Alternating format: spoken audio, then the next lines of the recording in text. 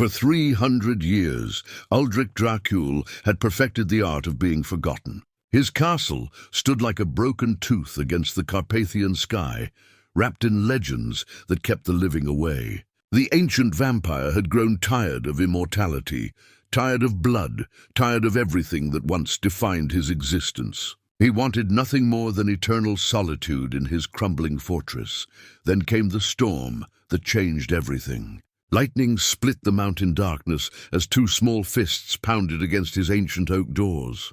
Twin girls, no more than 7 years old, stood shivering in the rain, their eyes wide with terror. Something had been chasing them through the forest, something hungry. Against every instinct honed over centuries of isolation, Aldric opened his door. What could possibly drive two innocent children to seek shelter in the home of a monster? Before we jump back in, tell us where you're tuning in from. And if this story touches you, make sure you're subscribed, because tomorrow I've saved something extra special for you.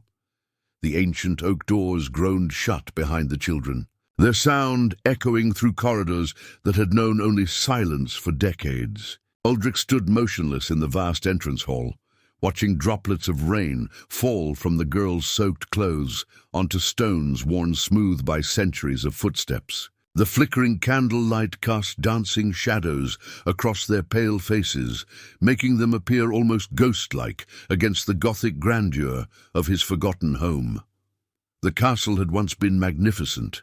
Towering stone arches reached toward vaulted ceilings painted with frescoes that told stories of battles long forgotten. Massive tapestries hung from the walls, their rich colors faded but still depicting scenes of medieval hunts and courtly life. Now cobwebs draped the corners like mourning veils, and dust motes danced in the amber light that filtered through stained glass windows depicting saints and angels.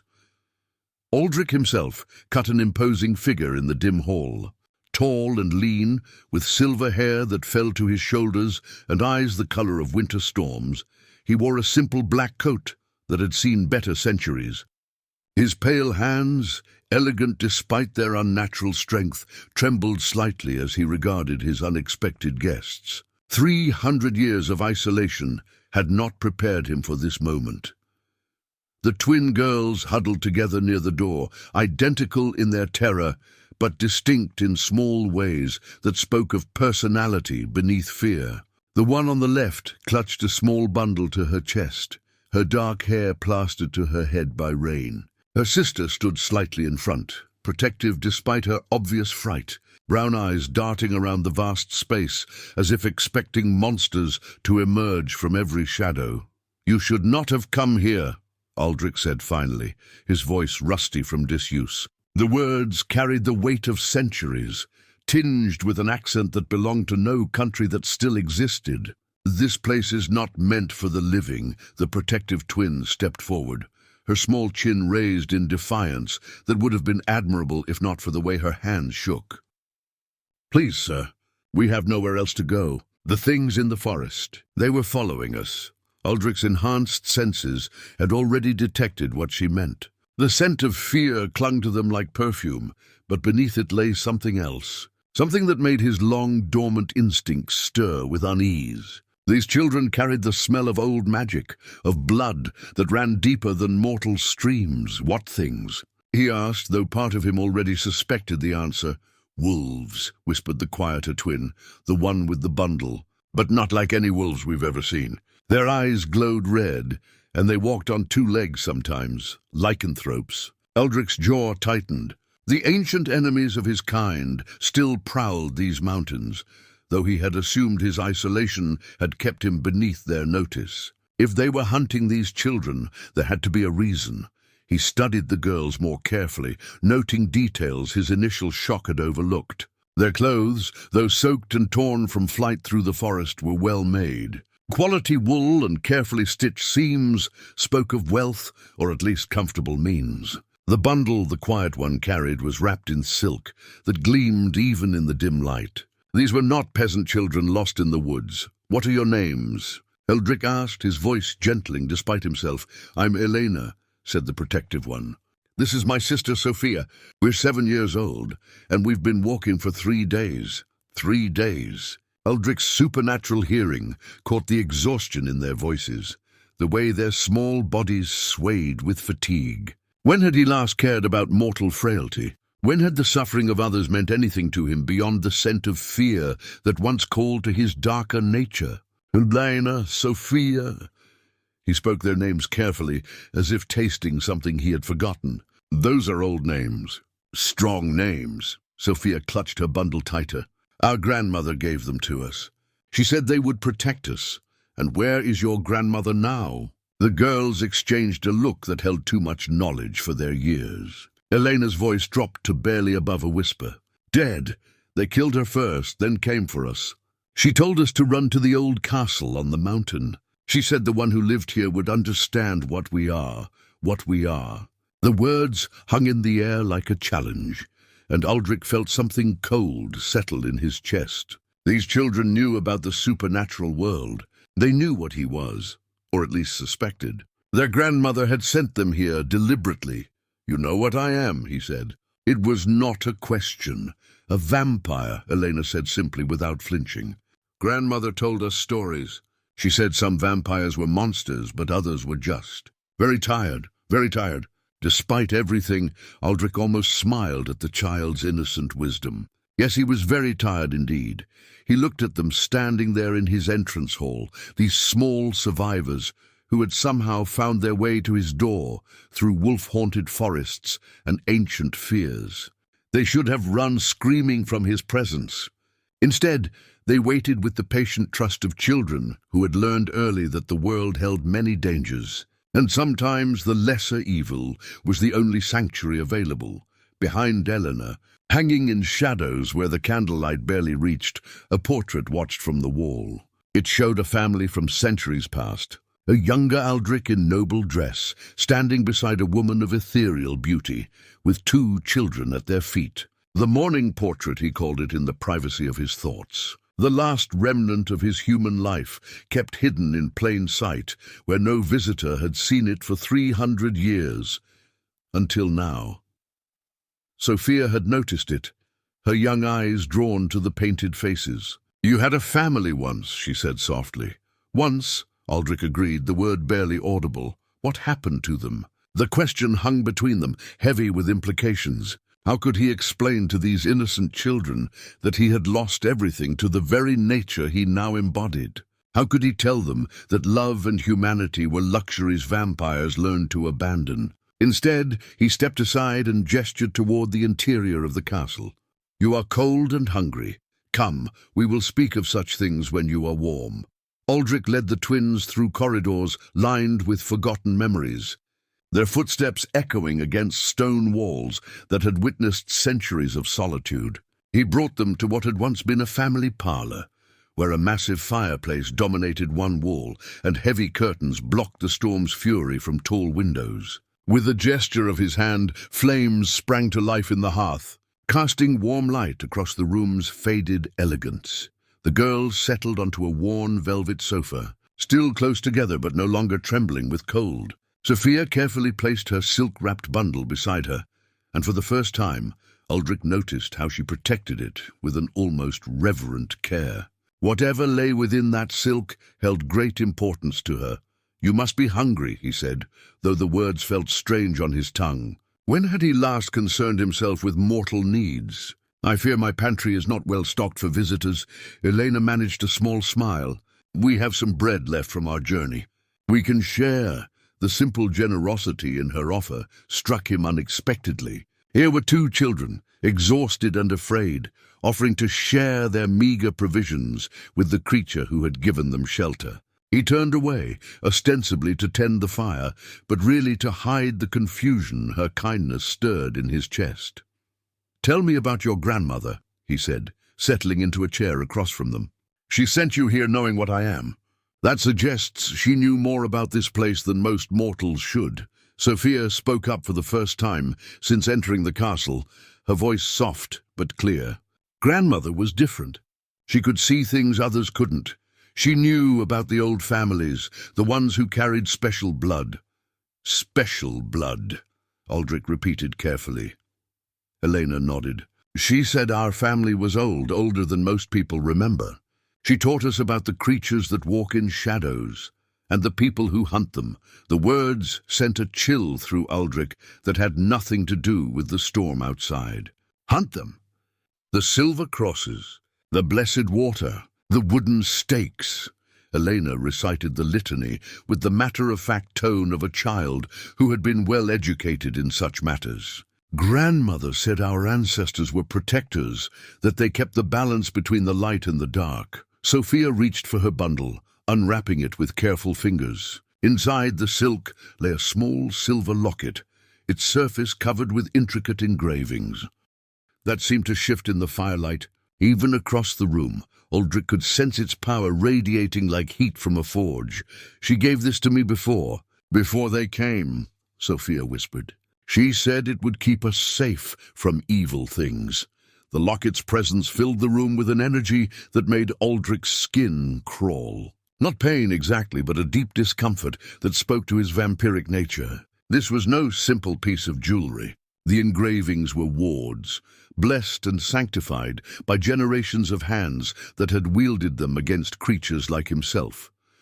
A hunter's locket, he said, his voice carefully neutral. You know what it is? Elena asked, studying his face intently. Aldric nodded slowly. I have seen such things before. Long ago, he had indeed seen them, usually in the moments before battle, clutched in the hands of men and women who came to his kind with righteous fury and blessed steel. The irony was not lost on him, that he now sat peacefully in the same room as one, offered sanctuary by the very children who carried it. Are you afraid of it? Sophia asked with innocent curiosity. I am. Wary of it, Aldric admitted. Such items are crafted to harm my kind. Yet here we sit together, and it does not burn me. Perhaps there is more to your grandmother's wisdom than simple protection. Elena leaned forward, her young face serious. She said something else before she died. She said that not all monsters chose to be monsters, and not all hunters understood what they hunted. The words hit Aldric like a physical blow. In all his centuries of existence, through all the fear and hatred he had faced from mortals, no one had ever acknowledged that his monstrous nature might not have been chosen freely. The transformation that had stolen his mortality, his family, his very humanity, had been inflicted upon him by another's hunger and cruelty. Your grandmother was a wise woman, he said quietly. She was scary sometimes, Sophia added, with childlike honesty. But she loved us. She said we were the last of our line, and that made us important, the last of their line. Hunter bloodline, if Aldric's suspicions were correct. These children carried in their veins the legacy of centuries of vampire slayers, and yet they sat in his parlor, sharing their food and offering him trust instead of fear. The storm continued to rage outside, but within the castle walls, something unprecedented was unfolding. The natural order that had governed relations between vampires and hunters for millennia was being quietly overturned by two exhausted children and their grandmother's final wisdom. Aldric studied the locket again, noting how its silver surface seemed to pulse with inner light.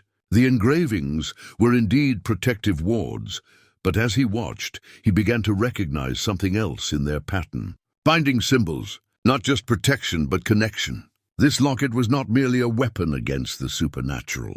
It was a bridge. Sophia, he said carefully, may I see the locket more closely? She hesitated for a moment, then stood and approached his chair. As she drew nearer, the discomfort he felt from the blessed silver intensified, but beneath it, something else stirred. Recognition, as if the ancient magic within the locket acknowledged something within him. When she placed it in his palm, he expected agony. Instead, there was only a gentle warmth, like sunlight on skin he had not felt in centuries. The silver did not burn him. It welcomed him. Impossible, he breathed. What is it? Elena asked, moving to stand beside her sister. Aldric stared at the locket, understanding dawning like sunrise after endless night. This is not just a hunter's talisman. It is a covenant piece, a symbol of truce between our kinds. He looked up at the twins, these small bearers of ancient bloodlines and older wisdom.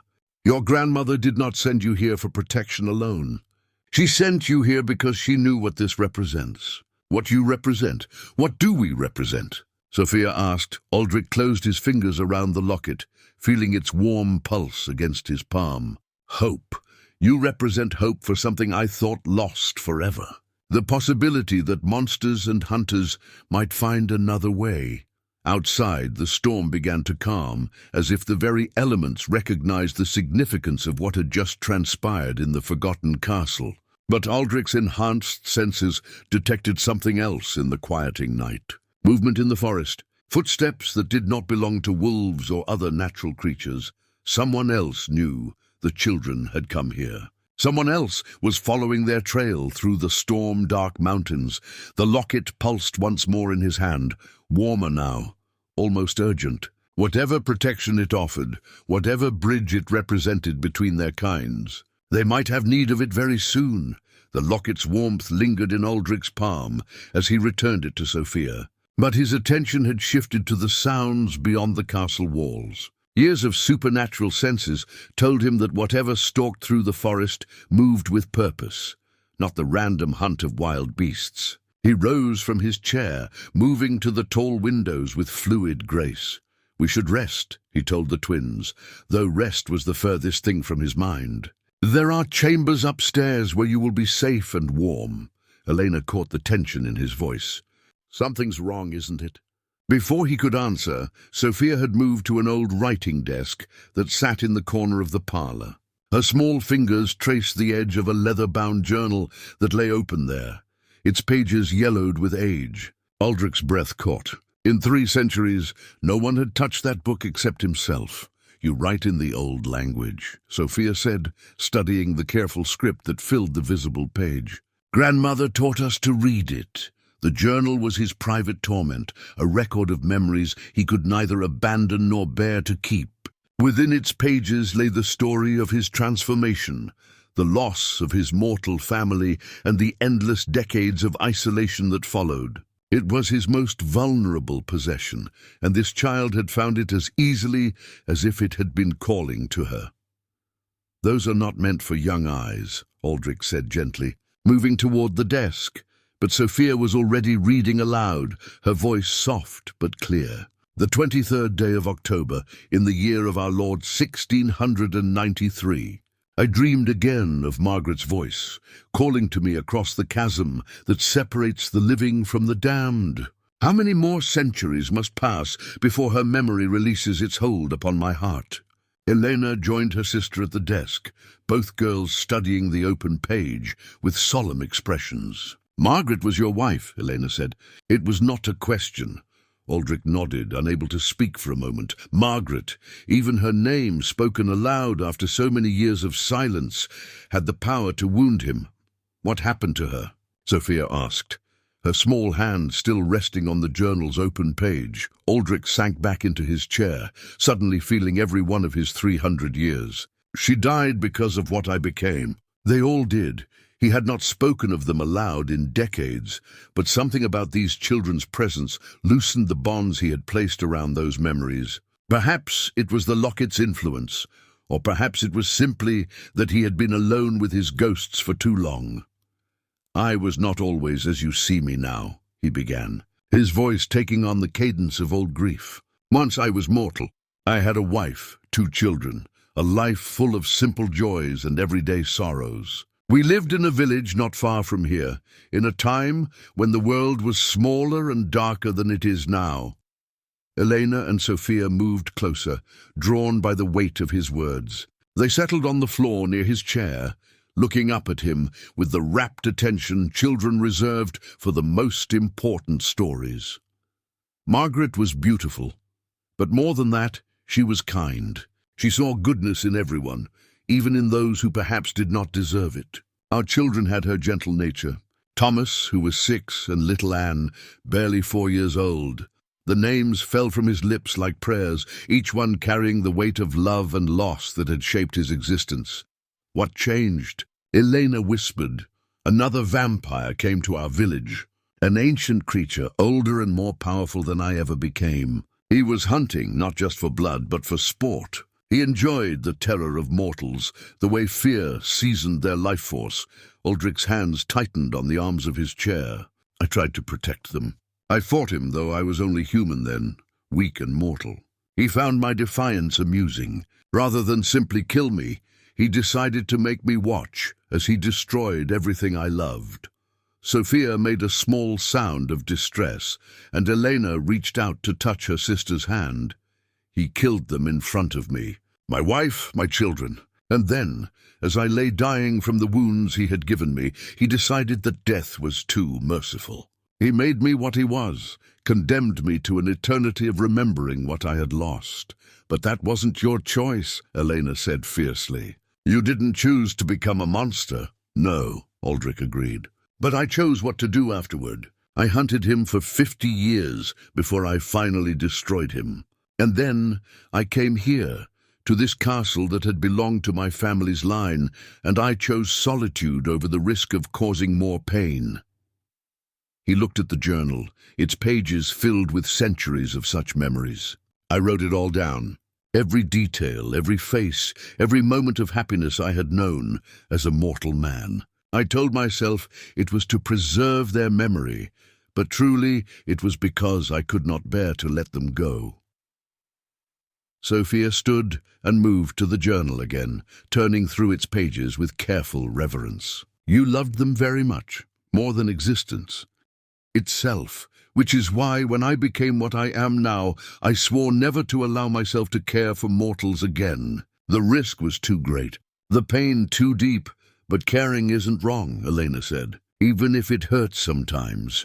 Before Aldric could respond, a sound from outside made all three of them freeze, howling but not from wolves. This was something else entirely, a sound that spoke of intelligence and malice combined. They've found us, Aldric said, rising swiftly from his chair. Through the windows, shapes moved between the trees, circling the castle with predatory patience. The lycanthropes had followed the children's trail through the storm, and now they waited in the darkness beyond the stone walls. Elena and Sophia moved closer together, the locket glowing faintly against Sophia's chest. What do they want with us? Elena asked. Aldric's expression darkened as understanding dawned. Not just you, me. Your arrival here has awakened something that was meant to stay buried. They know what you represent, what that locket means. And they know that a vampire who would shelter hunter children is either very dangerous or very weak. Another howl echoed through the night, closer this time. The siege of the castle had begun. Will they try to come inside? Sophia asked. Aldric moved to the windows, peering out at the shapes that prowled the forest edge. The castle has protections, wards that have kept intruders out for 3 centuries. But those wards were designed to repel mortals and lesser supernatural creatures. These lycanthropes are ancient, powerful. If they truly wish to enter, they will find a way. He turned back to the twins, seeing in their faces not just fear, but determination. These children had already survived 3 days of pursuit through wolf-haunted forests. They possessed a strength that went beyond their mortal frames. Your grandmother prepared you for this, didn't she? He asked. Elena nodded. She said the old bloodlines would be tested, that we would have to choose between fear and faith. And what do you choose? The twins looked at each other, then at him. We choose trust, Sophia said simply. We trust you. Outside, the howling grew louder, and Aldric felt the ancient walls of his solitude crumbling as surely as if the lycanthropes had already breached his gates. The howling outside had ceased, replaced by an ominous silence that made Aldric's supernatural senses strain against the darkness. He led the twins up a winding stone staircase to the castle's upper levels, where tapestried corridors stretched into shadow and moonlight filtered through narrow windows. The chambers he had prepared for them adjoined his own study, a room he had not entered in decades, but which held his most precious and dangerous possessions. Stay close, he murmured as they approached the heavy oak door. What I am about to show you has been hidden from mortal eyes for 3 centuries. The study beyond was a repository of arcane knowledge that would have made scholars weep with envy. Ancient tomes lined the walls from floor to ceiling, their leather bindings bearing titles in languages that predated most civilizations. Scrolls filled with alchemical formulas lay scattered across heavy wooden tables, alongside instruments of divination that hummed with residual magic. But it was the obsidian mirror that dominated the room's center that drew the twins' attention immediately. Nearly as tall as a man, its black surface seemed to drink the candlelight rather than reflect it. Silver runes ran around its ornate frame, pulsing with a faint inner glow that cast strange shadows on the surrounding walls. "What is it?" Elena asked, though she kept her distance from the mirror instinctively. "A scrying glass," Aldric replied, approaching it with the reverence of long familiarity. "It shows truth whether we wish to see it or not." Sophia clutched her locket tighter. "Lui titi, but tu to say none. Can it show us who's out there?" "More than that. It can show us what they want, and who sent them." Aldric placed his pale hands on the mirror's frame, and immediately the obsidian surface began to shift and swirl like black water. "But the truth it reveals comes with a price. Once seen, it cannot be unseen." Images began to form in the mirror's depths, hazy at first, then gaining clarity with each passing moment. The twins saw the forest surrounding the castle, but not as it appeared to mortal eyes. This was the supernatural realm overlaid upon the natural world, where creatures of legend stalked between the trees with eyes like burning coals. The lycanthropes were there, dozens of them, their forms shifting between wolf and man as they prowled the castle's perimeter. But they were not alone. Other shapes moved among them, cloaked figures that radiated an aura of cold purpose. Humans, but humans who carried the unmistakable scent of fanatic dedication. Hunters. Aldric breathed, his voice filled with a mixture of recognition and dread. The mirror's view shifted, focusing on one of the cloaked figures as he lowered his hood. An elderly man with steel-gray hair and eyes that burned with righteous fury. Scars covered his face and hands, the marks of a lifetime spent battling supernatural creatures. He carried a silver sword at his side and wore armor beneath his cloak that had been blessed by priests and sanctified in holy water. Elena gasped. "Grandfather." The word hit Aldric like a physical blow. He turned to stare at the twins, understanding flooding through him like ice water. "That is your grandfather?" Sophia nodded, tears beginning to flow down her young face. Grandmother always said he was different from her, that he believed in absolutes where she saw nuance. The mirror revealed more. The elderly hunter directing his forces, pointing toward the castle with the practiced authority of a military commander. The lycanthropes were not his allies, Aldric realized, but his tools. Somehow this man had found a way to control the ancient werewolves, binding them to his service in pursuit of his own ends. "He knows you're here," Elena whispered, watching her grandfather's scarred face in the obsidian depths. "He's been tracking us since we left grandmother's house." "Not tracking," Aldric said grimly. "Herding, those lycanthropes were never trying to catch you. They were driving you exactly where he wanted you to go." The mirror's vision expanded, showing the true scope of the forces arrayed against them. Not just the werewolves and the handful of human hunters, but others. Creatures that served the old man's cause willingly or through coercion. This was not a simple rescue mission. This was a carefully orchestrated trap. But why? Sophia asked. Why would he use us as bait? The answer came as the mirror focused on the hunter's equipment. Among his weapons was a device Aldric recognized from centuries past, an ornate compass whose needle pointed not to magnetic north, but to the nearest vampire. The old man had been searching for him specifically, using every resource at his disposal to locate the castle that had remained hidden for 300 years. "He has been hunting me," Aldric said quietly. "For how long, I cannot say, but your arrival here was no accident." He knew that a vampire who had isolated himself for centuries might be drawn out by the one thing he could not ignore. "What's that?" Elena asked, though her expression suggested she already knew. "Innocent children in danger." He gambled that even a creature like me might retain enough humanity to offer shelter to two frightened girls. Aldric's voice grew bitter. He was right. The mirror showed more scenes, flashing between different moments like pages being turned in a book of prophecy. The twins fleeing through the forest, their grandmother's final moments as she held off attackers to give them time to escape, and then something that made Aldric's dead heart clench with unexpected pain. The old woman, dying, pressing something into Elena's hand and whispering urgently. Not just instructions on where to go, but words of love, of hope of a future where the ancient enmity between hunters and vampires might finally end. She planned this too, he realized. Your grandmother knew what your grandfather intended, and she sent you here anyway. But not as his bait, as something else entirely? What? Sophia asked. The mirror's surface rippled, showing one final image before going dark. The three of them, vampire and hunter children, standing together against the forces that would destroy them both. The locket around Sophia's neck blazed with silver light, and Aldric's form seemed to shimmer between his monstrous nature and something approaching the divine. As a chance, he said softly, a chance for both our kinds to choose a different path.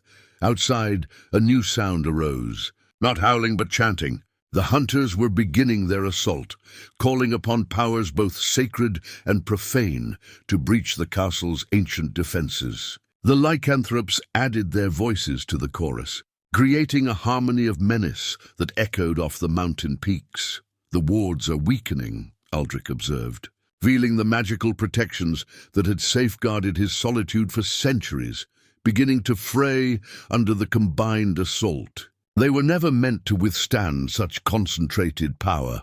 Elena moved closer to him, no longer afraid. What do we do? Aldric looked down at her, this small child who faced destruction with such courage, and felt something he had thought lost forever, stirring in his chest. Not just protective instinct, but genuine affection. These girls had become more than refugees seeking shelter. They had become family. We do what your grandmother hoped we would do, he said. We stand together. The obsidian mirror flickered once more, showing a brief glimpse of the future that awaited them. It was not a vision of easy victory or simple resolution, but it was a vision of choice, of the possibility that even the darkest creatures might find redemption in the light of unconditional love.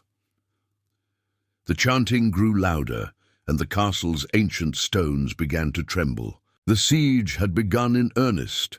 The castle's ancient stones shuddered under the assault of sacred chants and profane magic, but it was not the threat from outside that brought Aldric to his knees. It was the small silver cross that had slipped from Elena's pocket as she knelt beside him, trying to comfort him through his obvious distress. The cross was not ornate like her sister's locket. It was simple, crude even, carved from blessed silver by hands that had learned the craft through necessity rather than artistry. But as it lay on the stone floor between them, it radiated a power that made Aldric's supernatural senses reel with shock and betrayal. "Where did you get that?" he whispered, staring at the innocuous piece of metal as if it were a venomous serpent. Elena picked up the cross, cradling it in her small palms. "Grandfather gave it to us before we left home. He said it would keep us safe on our journey." The words hit Aldric like physical blows. Home, before we left. The implications crashed over him in waves of horrible understanding. These children had not fled in the night from some terrible attack. They had been sent, deliberately, with their grandfather's blessing and his tools of vampire destruction tucked safely in their pockets. "You lied to me," he said, his voice barely audible above the sound of the chanting outside.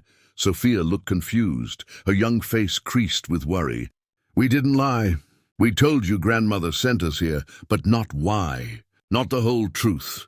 Aldric rose slowly, backing away from the twins as if their very presence had become toxic. "Your grandfather did not send lycanthropes to hunt you. He sent you to me. You are not refugees. You are bait."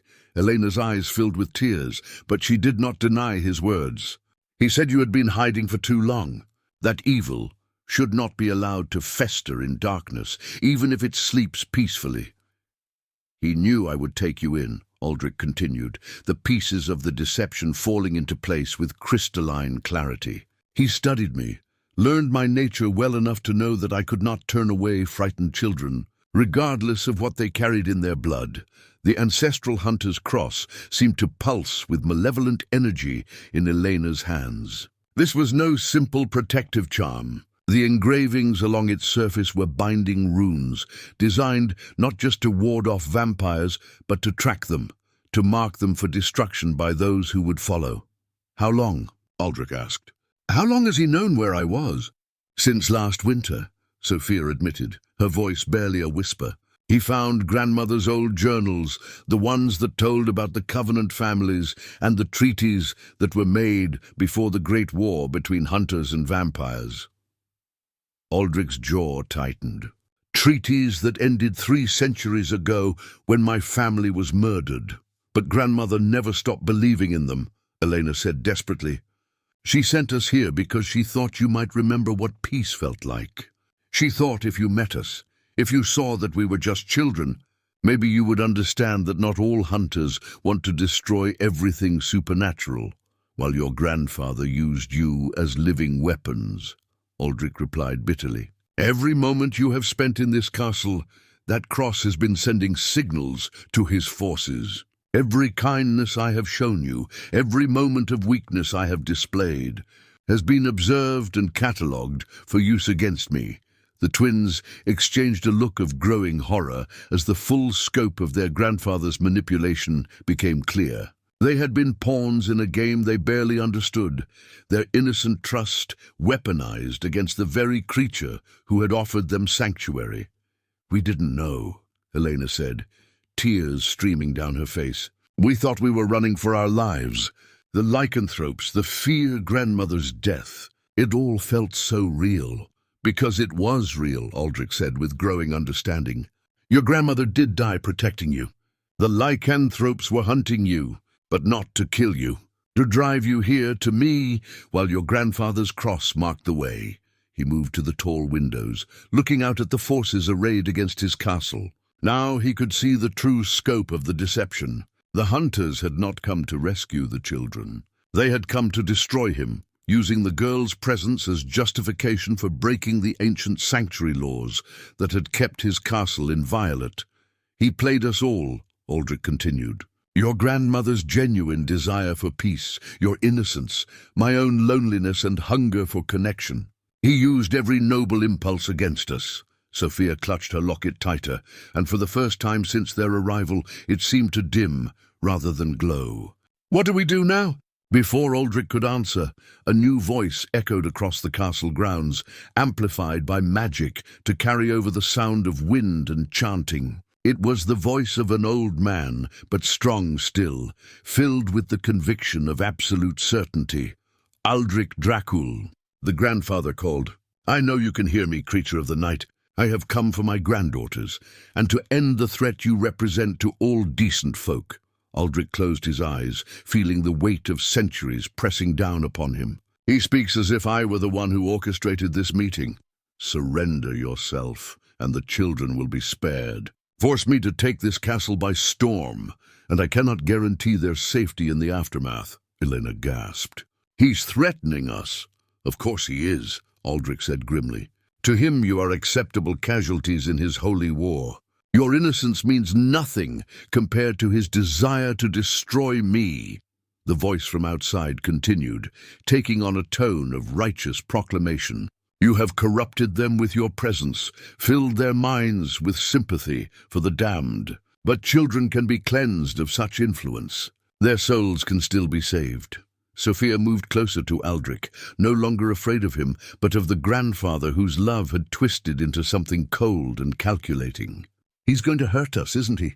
Aldric looked down at her, this small child who had been used as a weapon against him, and felt his protective instincts flare despite everything. "Not if I can prevent it. But we betrayed you," Elena said. "Even if we didn't mean to. You are children," Aldric replied. "The adults in your life failed you, used you, manipulated you. That is not your fault. He knelt before them, taking their small hands in his pale ones. The ancestral cross burned against his skin where it touched, but he did not pull away. Your grandmother sent you here for a reason beyond your grandfather's schemes. She believed in something better than the hatred that has divided our kinds. Perhaps it is time to honor that belief. Outside, the chanting grew louder, and the castle's defenses began to crack under the sustained assault. But inside, in the candlelit chamber where a vampire knelt before 2 hunter children, something unprecedented was taking shape, a choice that would define not just their survival, but the very nature of what it meant to be family. The ancient grimoire lay open on Aldric's desk, like a wound in reality itself, its pages filled with text that seemed to writhe and shift in the candlelight. The leather binding was so old it had turned black, and the parchment within bore the weight of knowledge that predated Christianity itself. This was the Codex Sacrificium, a tome of protective magic that came with prices no sane creature would willingly pay. "There is a way," Aldric said quietly, his finger tracing the arcane symbols that covered the visible page. "But you must understand what it would cost." Elena and Sophia pressed closer, studying the strange diagrams and foreign script that filled the grimoire. Even they, with their limited knowledge of the supernatural world, could sense the power that radiated from the ancient book. "What does it say?" Elena asked. "It speaks of a ritual older than the enmity between our kinds," Aldric explained. "A binding that can create sanctuary so absolute that no force, mortal or supernatural, can breach it. The protected become untouchable, beyond the reach of any who would do them harm." Sophia's eyes widened with hope. "That sounds perfect." "It would be," Aldric agreed, "if not for the price demanded by the magic itself." He turned the page, revealing an illustration that made both girls step back instinctively. It showed a figure surrounded by protective light, but that same light was consuming him, eating away at his form like acid through metal. "The ritual requires a sacrifice of essence," Aldric continued. "Not death, but something perhaps worse. The one who casts the protection forfeits their supernatural nature entirely. For a vampire, that means not just mortality returning, but all the centuries of existence condensed into a mortal span. I would age 300 years in moments." Elena's face went pale. "You would die, eventually, but not immediately." Aldric closed the grimoire gently, as if the tome itself were a living thing that might be startled by rough treatment. "I would become mortal again, vulnerable to all the frailties that mortals know. But for a time, perhaps days or weeks, I would live as I once did, and we would be safe." Sophia asked. "Completely. The protection would extend to you and remain even after my mortality claimed me. No hunter, no lycanthrope, no supernatural force could touch you. You would be free to live normal lives, unmarked by the darkness that has shaped your bloodline." Outside, the grandfather's voice rose again in command, directing his forces to concentrate their assault on the castle's weakest points. The ancient stones groaned under the magical barrage, and dust fell from the ceiling like snow. "How long before they break through?" Elena asked. "Not long," Aldric admitted. "The wards that have protected this place for centuries were never designed to withstand such concentrated force. Your grandfather has brought weapons both blessed and cursed, powers that can unravel even the strongest defenses." Sophia moved to the window, peering out at the army arrayed against them. "There are so many of them." Aldric joined her, noting how the hunters had positioned themselves with military precision.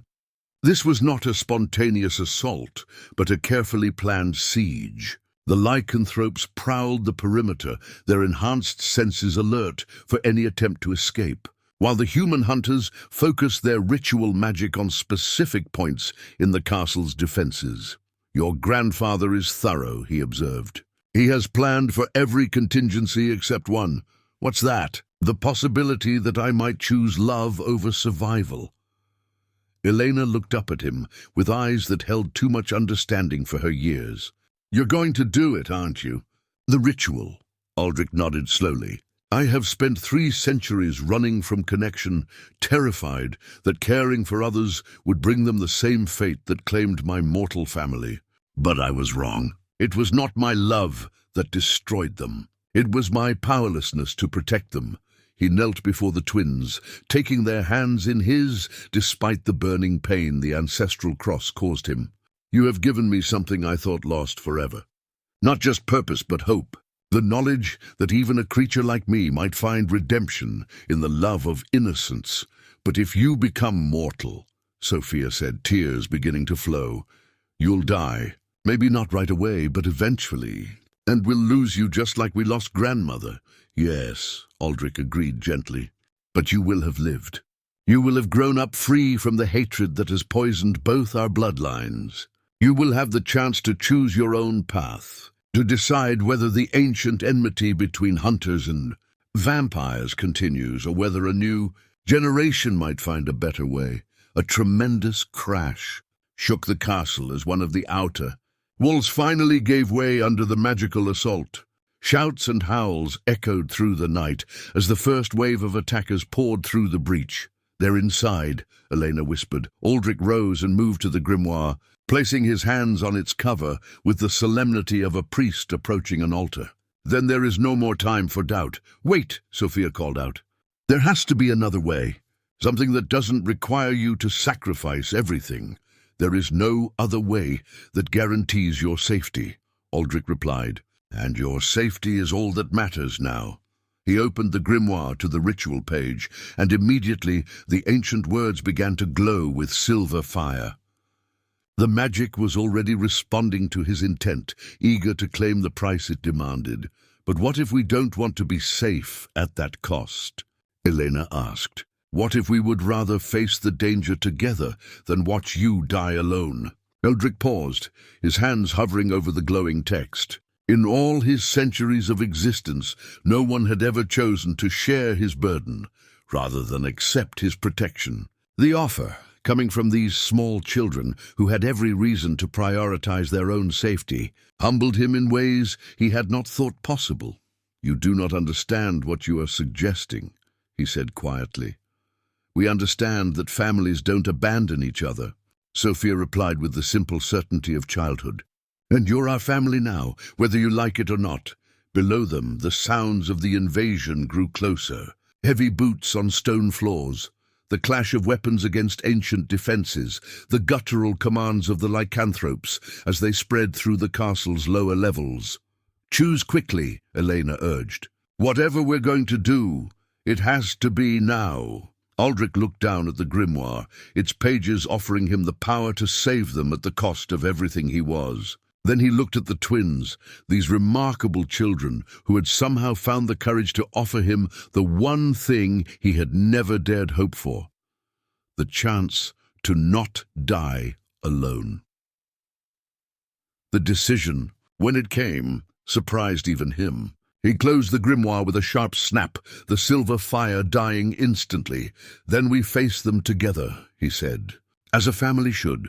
The Heartstone had pulsed at the center of the castle for over a millennium, a crystalline core of power that fed the ancient defenses and kept the fortress standing against the ravages of time. Now, as Aldric placed his hand upon its surface, the massive gem began to crack under the weight of his decision. What's happening to it? Elena asked, watching hairline fractures spread across the stone's perfect surface like veins of light. It is responding to my choice, Aldric replied, feeling the castle's power flow through him one final time. The Heartstone was attuned to my vampiric nature centuries ago. When I transform, it transforms with me. The great hall around them shuddered as the magical energy that had held the castle together for generations began to shift and change. But instead of weakening, the ancient stones seemed to grow stronger, more solid, as if drawing power from a different source entirely. Heavy footsteps echoed in the corridors beyond as the grandfather's forces penetrated deeper into the castle. The lycanthropes had taken the lower levels, their howls of triumph reverberating through the stone passages. But here in the castle's heart, something unprecedented was unfolding. Grandfather, Elena called out suddenly, her voice carrying through the vast space with surprising strength. "We know you're listening." The sounds of the assault paused, and Aldric could sense supernatural ears straining to hear what would come next. "We're not your prisoners," Sophia added, moving to stand beside her sister. "We chose to stay." From somewhere in the castle's depths came the grandfather's voice, amplified by magic and distorted by rage. "You have been deceived, children, corrupted by the creature's unnatural influence. But you can still be saved. Saved from what?" Elena shot back with 7-year-old defiance. "From someone who gave us shelter when we were cold. Someone who told us stories and showed us kindness." The heartstone pulsed brighter, its cracks spreading, but somehow making it more beautiful rather than destroying it. The light that escaped from within was not the cold radiance of supernatural power, but something warmer, more human, from someone who chose to protect us instead of himself. Sophia continued, "If that's corruption, then maybe being pure isn't as important as being good." A roar of fury echoed through the castle, followed by the sound of renewed assault on the hall's massive doors. But those doors, like the heartstone itself, seemed to grow stronger under the attack rather than weaker. Aldric felt the change beginning within himself, starting at his core and spreading outward like ripples on a pond. The supernatural strength that had sustained him for 3 centuries began to ebb, replaced by something he had almost forgotten. The steady, mortal rhythm of a human heart beating in his chest. "The transformation is beginning," he said, wonder in his voice. "But it feels different than I expected." "Different how?" Elena asked, instead of the agonizing compression of centuries into moments that he had feared. Aldric felt time stretching, expanding, as if his immortal existence were being gently unwound rather than violently severed. The heartstone's light grew brighter with each beat of his newly mortal heart. "It is not taking my time away," he realized. "It is giving it back to me. All the years I spent in isolation, all the decades of refusing to live. The magic is converting them into mortal time. Time I can spend with you." The doors to the great hall finally gave way, and the grandfather strode through, flanked by his hunters and the controlled lycanthropes. He was exactly as the scrying mirror had shown him, tall, scarred, radiating the absolute certainty of the righteous. His silver sword gleamed in the heartstone's light, and his eyes burned with fanatic purpose. "Stand away from the creature, children," he commanded. "You have been under its influence too long, but you can still be cleansed." "No," Elena said simply, moving closer to Aldric. "We won't. You will obey me," the grandfather snarled, raising his weapon. "I am your blood, your family. That thing is an abomination." Sophia stepped forward, her small hand reaching out to touch the cracking heartstone. The moment her fingers made contact, the crystal's light exploded outward, filling the hall with radiance that made the hunters shield their eyes. "Family isn't about blood," she said, her young voice somehow carrying over the sound of the stone's transformation. "It's about choice, and we choose him."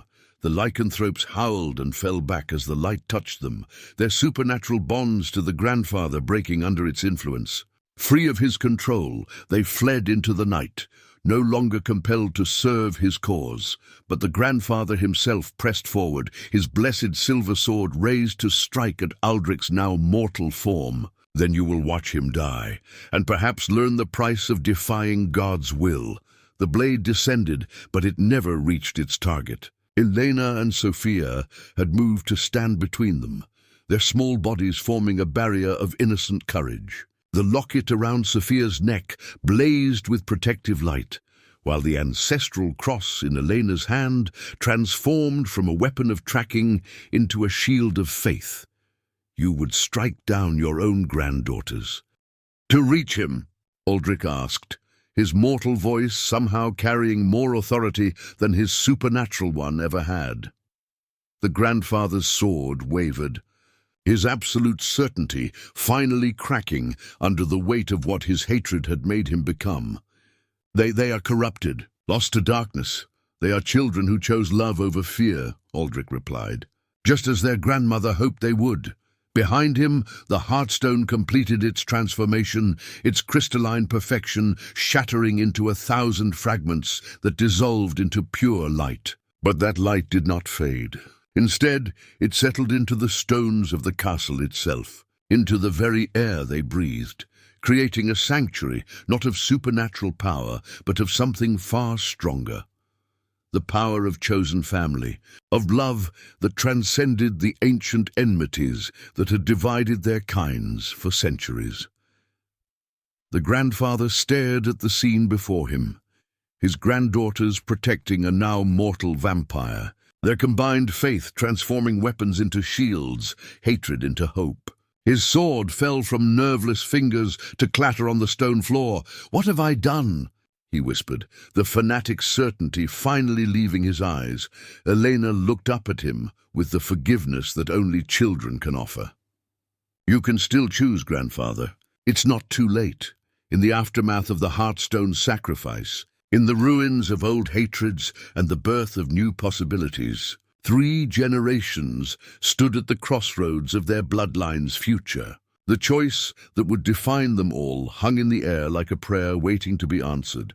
3 months had passed since the night the Heartstone shattered, and Elena knelt on the cottage floor, carefully carving the final lines into the wooden cross she had been crafting in secret. Her small fingers guided the knife with surprising skill as she etched symbols that had nothing to do with warding off evil and everything to do with celebrating love.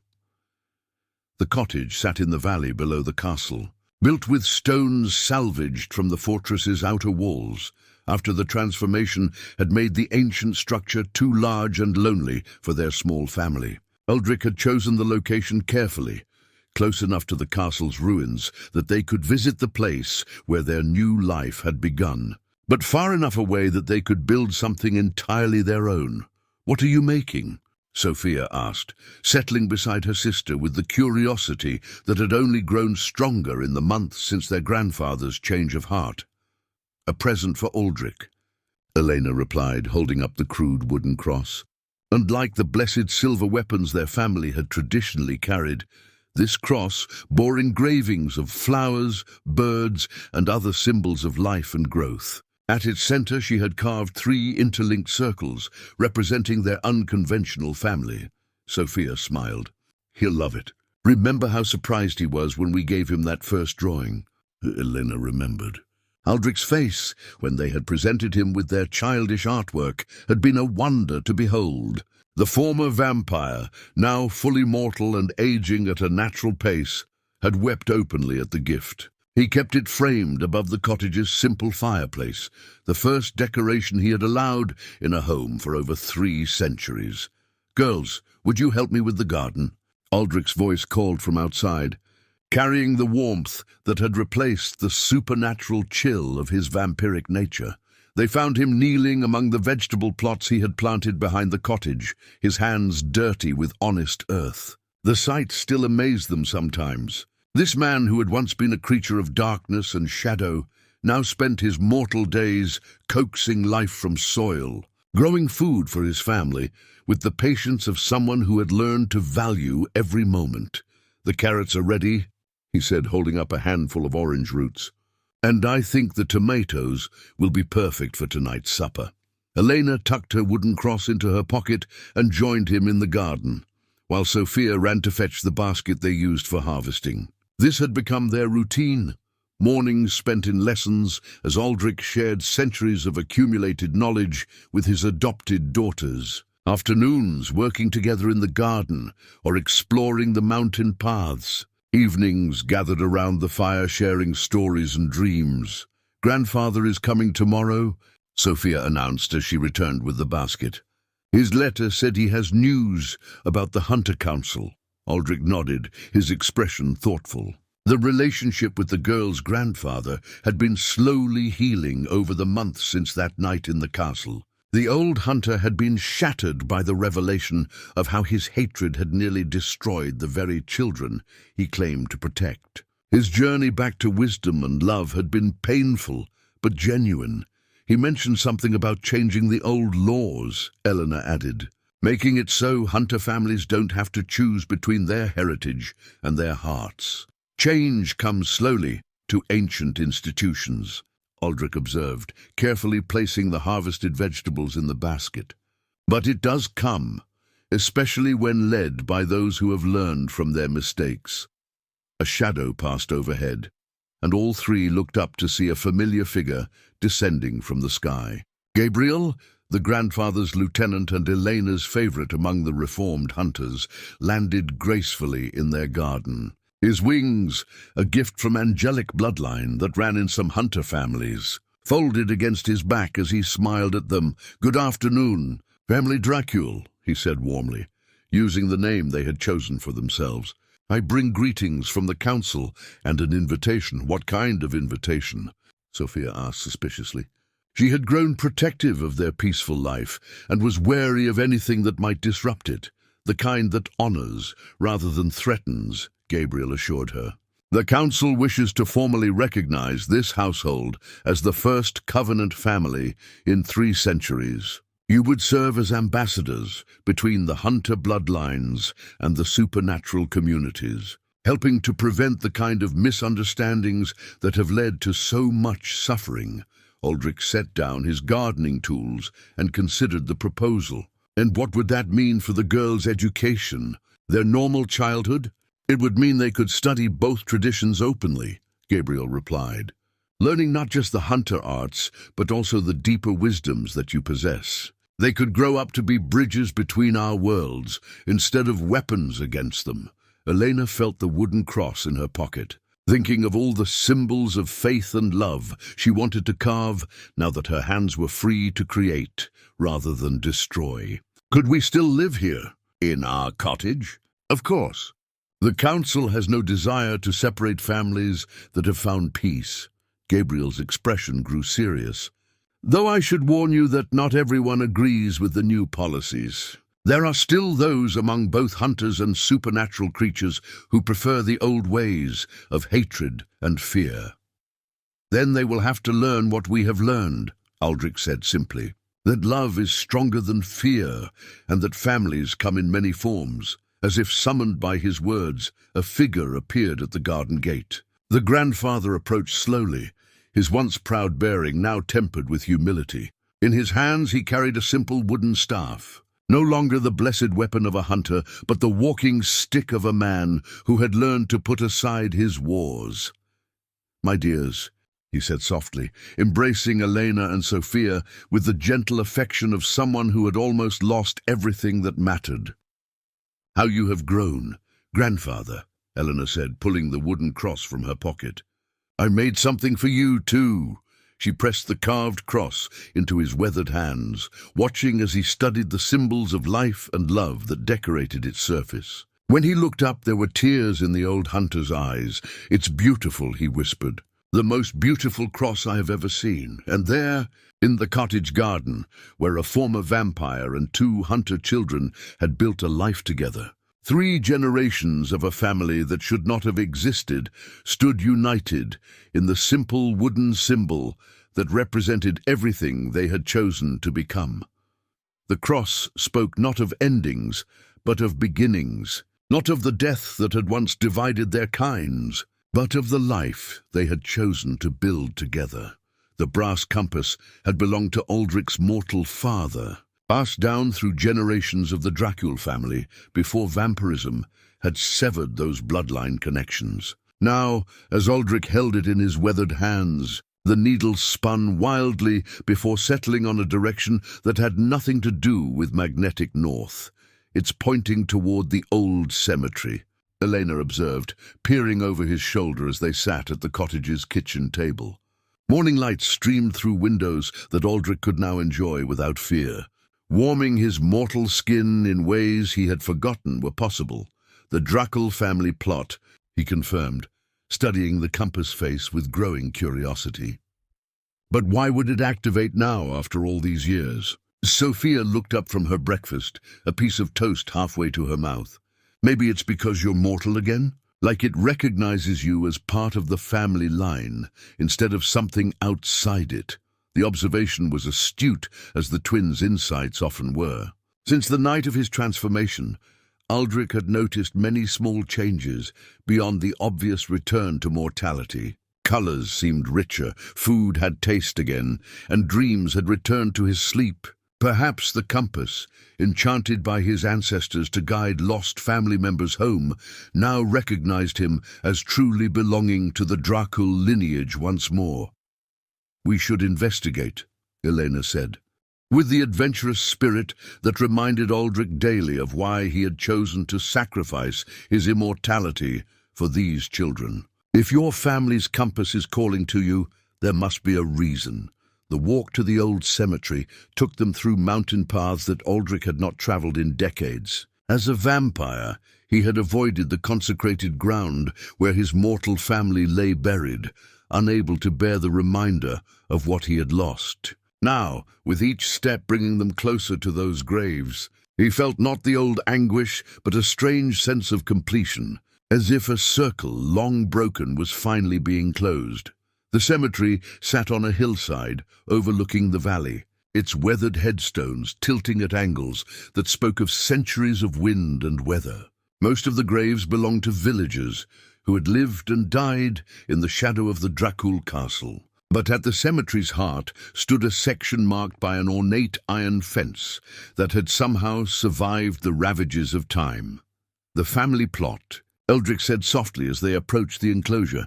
4 headstones stood within the fence, their carved inscriptions still legible despite their age. Margaret Dracul, beloved wife and mother.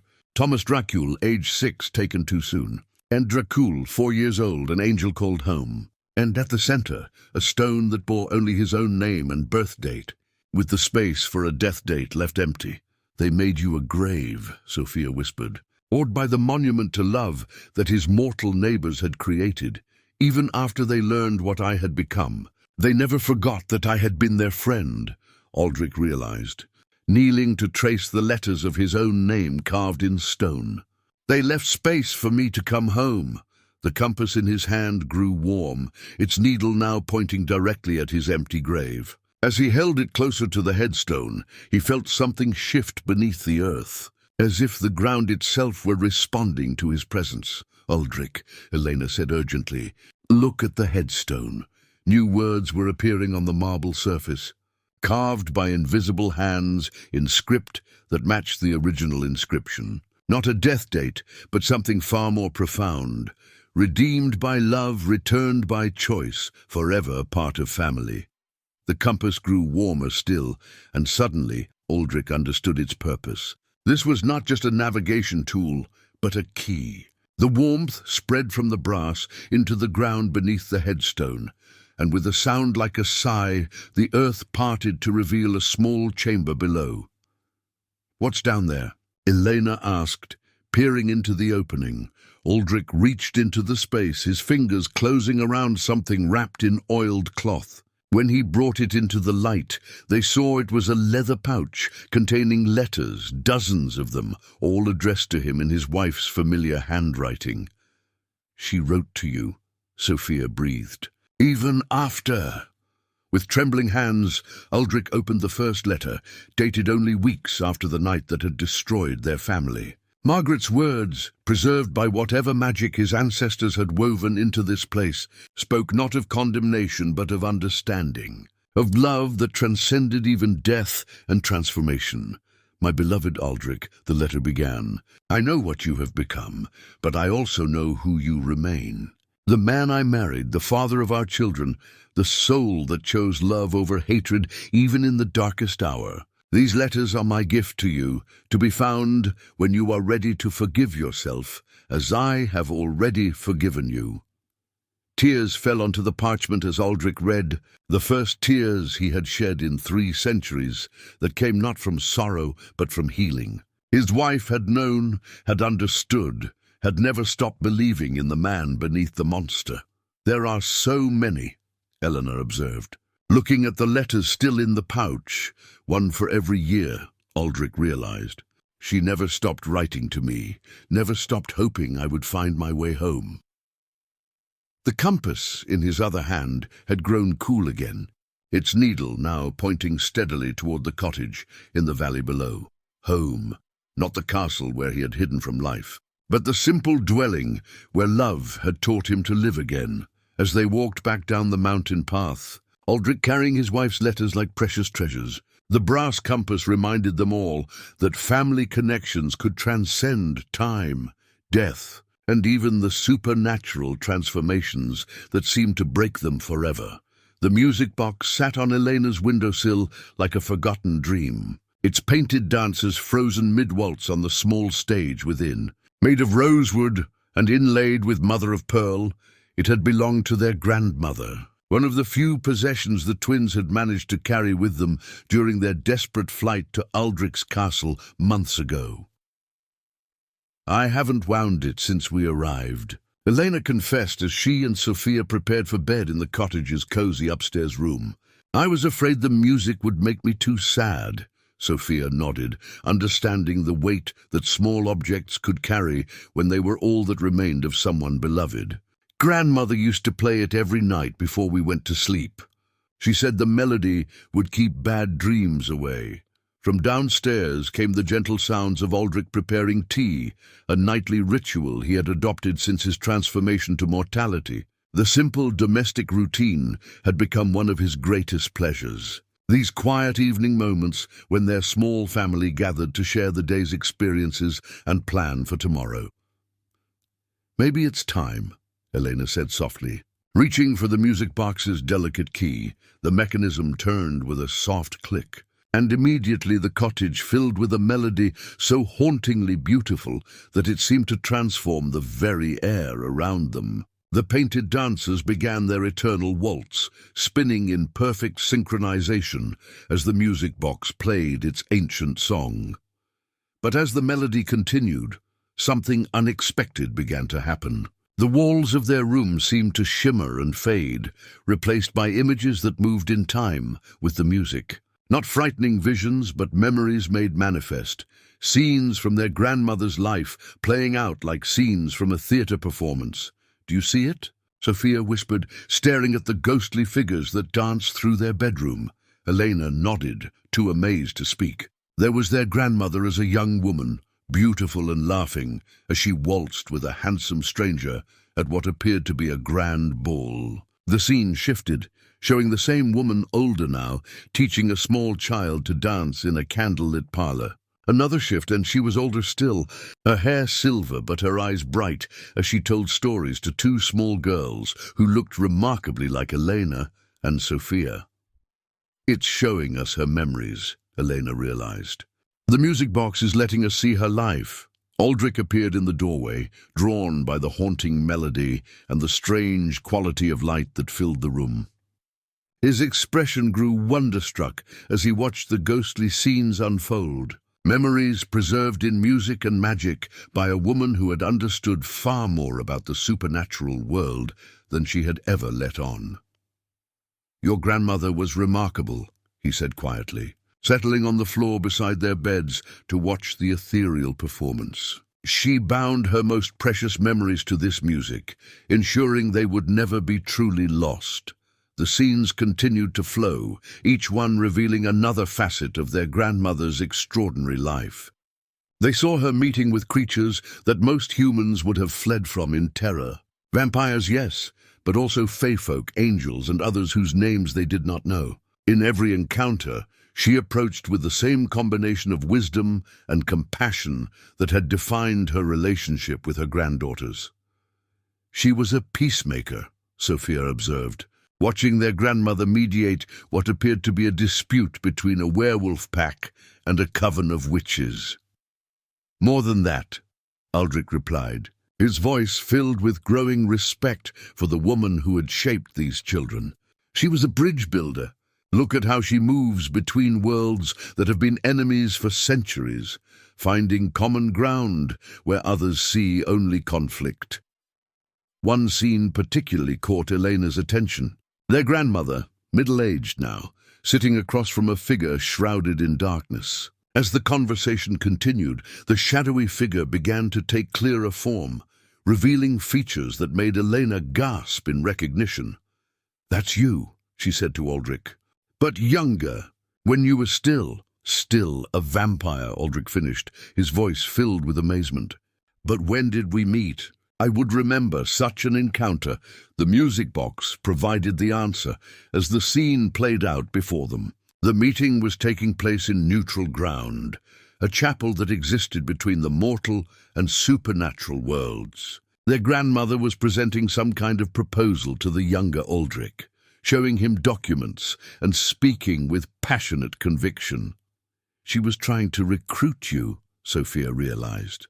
Even then, she was building her network of allies, but the memories showed the vampire Aldric shaking his head, declining whatever offer their grandmother had made. His isolation had been too complete, his wounds too deep to allow him to trust in the possibility of redemption. The scene ended with their grandmother nodding sadly, but without anger, as if she had expected this response, but felt compelled to make the attempt anyway. She never gave up on anyone, Elena said softly, even when they gave up on themselves. The music began to slow as the music box's spring wound down, and the ghostly memories started to fade. But before they disappeared entirely, one final scene played out. Their grandmother, old now and clearly ill, sitting at a writing desk as she penned what appeared to be final letters. On the desk beside her sat the music box, and as she wrote, tears fell onto the pages. The letters she gave us, Sophia whispered. She was writing our instructions, telling us how to find you. The last image showed their grandmother placing something inside the music box's base, sealing it with wax and whispering words that looked like a blessing. Then the visions faded entirely, leaving only the gentle melody winding down to silence. Elena reached for the music box, turning it over to examine its base. There, nearly invisible unless you knew to look for it, was a small panel that had been sealed with wax. With careful fingers, she broke the seal and opened the hidden compartment. Inside lay a single piece of parchment, folded small and covered with their grandmother's familiar handwriting. As Elena unfolded it, they saw it was not another letter, but something far more precious, a map showing the location of other families like theirs, other bridge builders scattered across the world who shared their grandmother's vision of peace between the supernatural and mortal realms. She left us a legacy, Aldric said, studying the map with growing excitement. Not just her memories, but her mission. The work she began can continue through you. As if in response to his words, the music box gave one final crystalline note, and for just a moment, the twins could swear they felt their grandmother's presence in the room, proud and loving and eternal as the music that preserved her memory. The bone flute rested in Aldric's hands like a whisper made solid, its surface worn smooth by centuries of use and stained dark with age. Carved from what appeared to be ivory but felt somehow more substantial, it bore intricate patterns that seemed to shift when viewed from different angles. As if the very bone remembered the music it had once made. Gabriel brought this, Elena asked, studying the ancient instrument with the mixture of curiosity and caution that had become second nature to her since learning about the supernatural world. He found it in the ruins of an old monastery, Aldric explained, turning the flute carefully in the morning light. The monks there had been guardians of various artifacts for centuries, but when the building finally collapsed last winter, many items were scattered. Gabriel has been collecting those that might have significance to our work, their work. The phrase still felt strange on Aldric's tongue, but in the weeks since discovering their grandmother's map, the three of them had begun reaching out to the other families marked on the parchment. Some had responded with enthusiasm, eager to connect with others who shared their mission of building bridges between worlds. Others had been more cautious, scarred by years of hiding their true nature from both supernatural and mortal communities. "May I?" Sophia asked, extending her hands toward the flute. The moment her fingers touched the bone surface, the cottage filled with music that seemed to come from the air itself, rather than from any earthly instrument. The melody was ancient beyond measure, carrying notes that predated human civilization and harmonies that spoke to something deeper than conscious thought. "It's singing," Elena breathed, watching as her sister held the flute without even raising it to her lips. The music grew stronger, and with it came visions that played out in the air above their heads like smoke given form and purpose. They saw great gatherings of creatures that mythology had relegated to legend. Dragons circling overhead, while unicorns grazed in meadows, where angels walked alongside demons in perfect harmony. "The first piece," Aldric whispered, recognition dawning in his voice. "These are memories from before the great divisions, when all creatures lived together without fear or hatred. The visions showed more, vast cities where mortals and immortals worked side by side, building wonders that defied both magic and science. Children who were half human and half fae, playing in gardens, tended by vampire botanists and werewolf farmers. Councils where every voice was heard, every perspective valued, regardless of the speaker's nature or origin. This is what the world was like?" Elena asked, awed by the beauty of what they were witnessing. "What it could be again," Aldric corrected gently.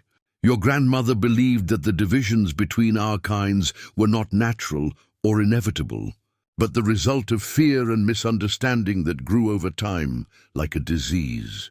The bone flute's music began to change, taking on darker notes that spoke of discord and growing suspicion. The visions shifted to show the gradual breakdown of the first piece, incidents of mistrust, accusations and counter-accusations, until finally open warfare erupted between the different supernatural factions. Sophia lowered the flute, and the music faded to silence, taking the visions with it. "It ended badly, didn't it?" "All things end," Aldric said quietly, "but all things can also begin again. That is what makes each generation's choices so important." A knock at their door interrupted the moment, and Elena ran to answer it while Sophia carefully placed the bone flute on the kitchen table. Their visitor was Marcus, a young man about 20 years old, who had responded to their letter with excitement and had travelled from Switzerland to meet them. "Welcome," Aldric said warmly, rising to greet their guest. "How was your journey?"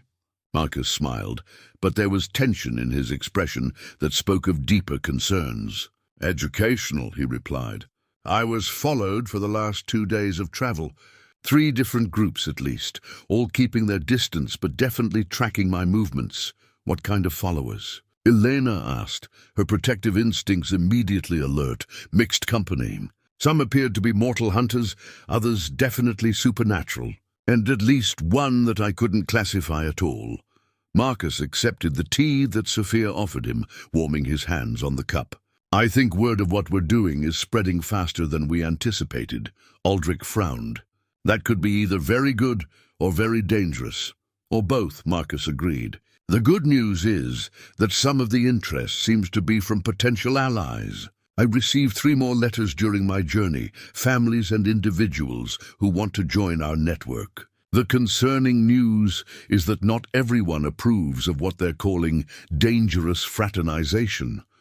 As if summoned by their conversation about danger, the bone flute on the table began to emit a low, warning note. Not the beautiful music they had heard before, but something urgent and discordant that made all 4 of them turn toward the windows.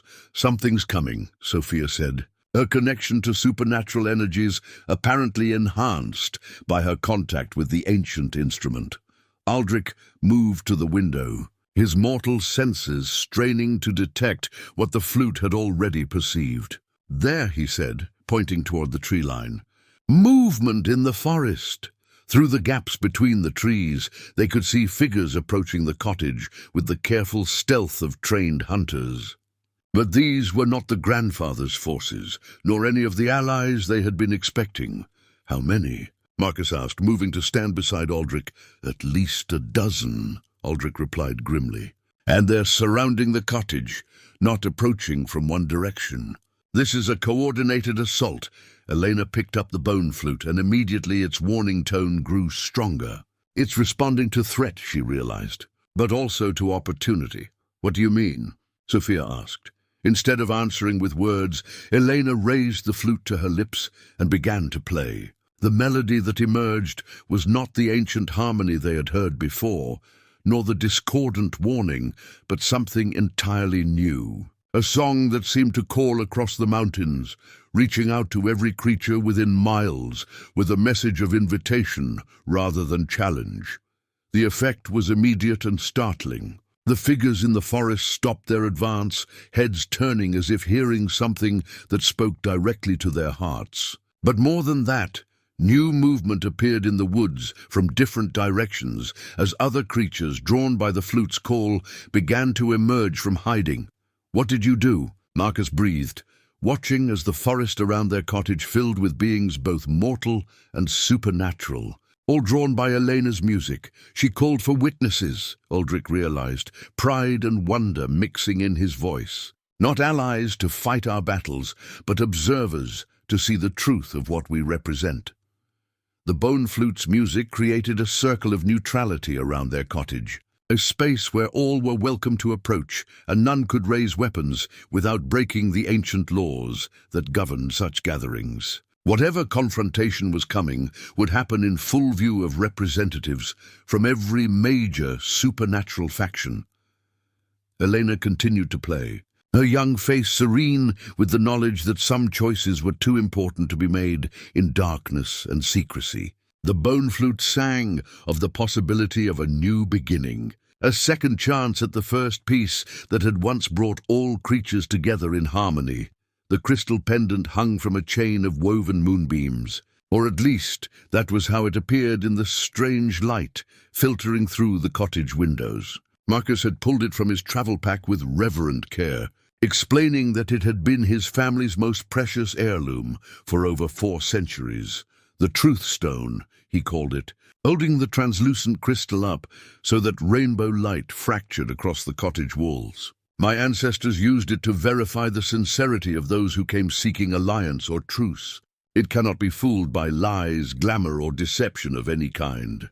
Outside, the gathering summoned by Elena's bone flute music continued to grow through the windows. They could see representatives from dozens of supernatural factions arranging themselves in a rough circle around the cottage. Vampires stood beside werewolves, fey nobles conversed quietly with angelic beings, and human hunters shared space with creatures whose names existed only in the oldest legends. "They're waiting for something," Sophia observed, watching the assembled crowd with fascination rather than fear. "For the truth," Aldric said simply. "Elena's music called for witnesses, but they will not act until they understand what they are witnessing." Marcus nodded, lifting the crystal pendant higher. "The Truth Stone will show them not just our words, but our intentions, our deepest motivations. There will be no room for misunderstanding or misinterpretation. And what if they don't like what they see?" Elena asked, though her voice carried curiosity rather than concern. "Then at least they will reject us for who we truly are, not for who our enemies claim us to be." Aldric replied, "There is honor in honest failure." A new presence made itself known at their door, not with knocking, but with a sensation of profound authority that seemed to press against the cottage walls like an incoming storm. When Aldric opened the door, he found himself face to face with a figure that commanded immediate respect from every being present. The Arbiter was neither fully mortal nor entirely supernatural, but something that existed in the spaces between such classifications. Tall and ageless, with eyes that held the weight of countless years, and a voice that carried the authority of natural law itself, they had come to oversee whatever judgment was about to unfold. "I am called when the old laws are invoked," the Arbiter said, their words somehow audible to every creature in the assembled crowd, despite being spoken in normal tones. "The gathering has been witnessed, the challenge accepted. Will you submit to the Truthstone's judgment?" Marcus stepped forward, the crystal pendant gleaming in his outstretched hand. "We will. And will you accept the consequences of what the stone reveals, whatever they may be?" Aldric looked at Elena and Sophia, seeing in their young faces the same determination that had carried them through every challenge they had faced together. "We will," he answered for all of them. The Arbiter nodded and gestured toward the crowd outside. "Then let the truth be shown to all who have come to witness. Marcus lifted the crystal pendant high above his head, and immediately it began to pulse with inner light. That light expanded outward, encompassing first the cottage, then the gathered crowd, then spreading to include the entire mountain valley in its radiance. Within that light, truth became visible in ways that words could never convey. The assembled witnesses saw not just the surface thoughts and spoken intentions of Aldric, Elena, Sophia, and Marcus, but the deeper currents that drove their actions. They saw Aldric's centuries of guilt and isolation transformed into protective love for his adopted daughters. They saw Elena and Sophia's fear and confusion gradually replaced by courage and determination to build something better than the hatred that had shaped their bloodline. But the Truth Stone showed more than just individual motivations. It revealed the connections between all of them, the bonds of chosen family that transcended species boundaries and ancient enmities. The witnesses saw how love had conquered fear, how understanding had replaced prejudice, how the simple act of caring for others had created something unprecedented in the supernatural world. Some of the assembled creatures nodded in approval as they witnessed these revelations. Others appeared troubled, perhaps seeing their own failures reflected in the stone's pitiless honesty. But none could deny what they were seeing, for the Truth Stone's power made deception impossible. "This is what we are," Elena said, her young voice carrying clearly through the magical silence that had fallen over the gathering. "Not perfect, not without mistakes, but trying to do better than those who came before us." The crystal pendant's light began to shift, showing not just who they were, but what they hoped to become. Visions of the future unfolded in the radiance, the cottage becoming a meeting place for creatures from all walks of life, the twins growing up to serve as ambassadors between worlds, the ancient hatred between hunters and vampires gradually healing through example and patient work. "We cannot promise that our way will always succeed," Sophia added, her words directed to the crowd but somehow intimate in their honesty. "But we can promise that it will always be chosen freely, with love instead of fear as our guide." The Truth Stone's revelations reached their crescendo as it showed the assembled witnesses their own potential for change. Each creature present saw themselves as they could be, not bound by the limitations of their nature or the expectations of their species, but free to choose connection over isolation, understanding over prejudice. As the crystal's light began to fade, the arbiter raised their voice to address the crowd. "You have seen the truth of their hearts and intentions. What is your judgment?" The response came not in words, but in actions. One by one, representatives from different factions stepped forward, offering symbols of their support: a vampire's signet ring, a werewolf's pack token, a fairy's blessed flower, an angel's feather. Not all joined them, but enough did to make clear that the message had been received and accepted. Marcus lowered the crystal pendant, its work complete. The Truth Stone had shown them exactly as they were, and they had not been found wanting by those who mattered most. "The first alliance in 3 centuries, the arbiter observed, their ancient voice carrying a note of what might have been approval. May it prosper better than those that came before." As the assembled crowd began to disperse, many stopping to speak briefly with the cottage's inhabitants before departing, Elena felt the weight of destiny settling around their small family. They had passed the first test, but the real work was just beginning.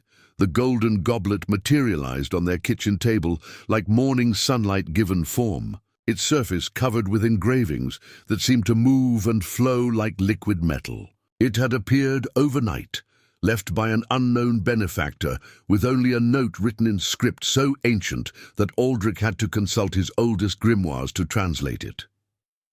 "Gift of the Eternal Court," he read aloud, his voice filled with wonder and concern in equal measure, "for those who would heal the ancient wounds." Elena circled the goblet carefully, studying its ethereal beauty from every angle. "What does it do?" "If this is truly what I believe it to be," Aldric replied, "then it is one of the most powerful artifacts in existence.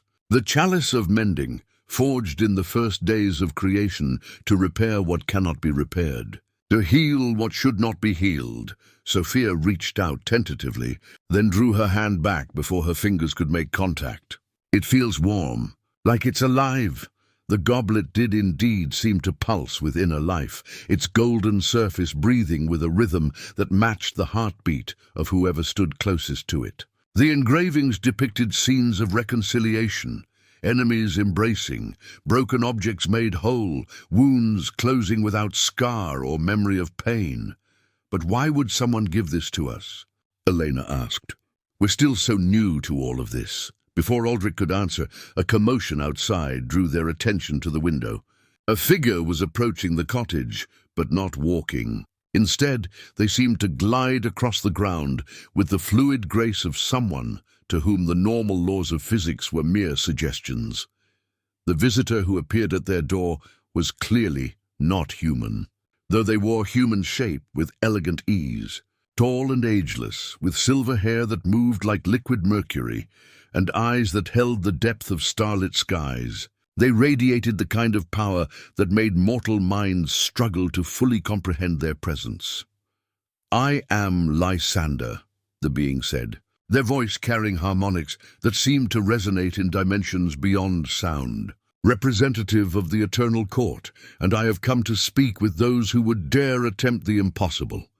Aldric bowed respectfully, recognizing the authority that stood before them, even if he could not fully grasp its nature. "You honor our home with your presence." "The honor is mine," Lysander replied, their gaze falling on the golden goblet.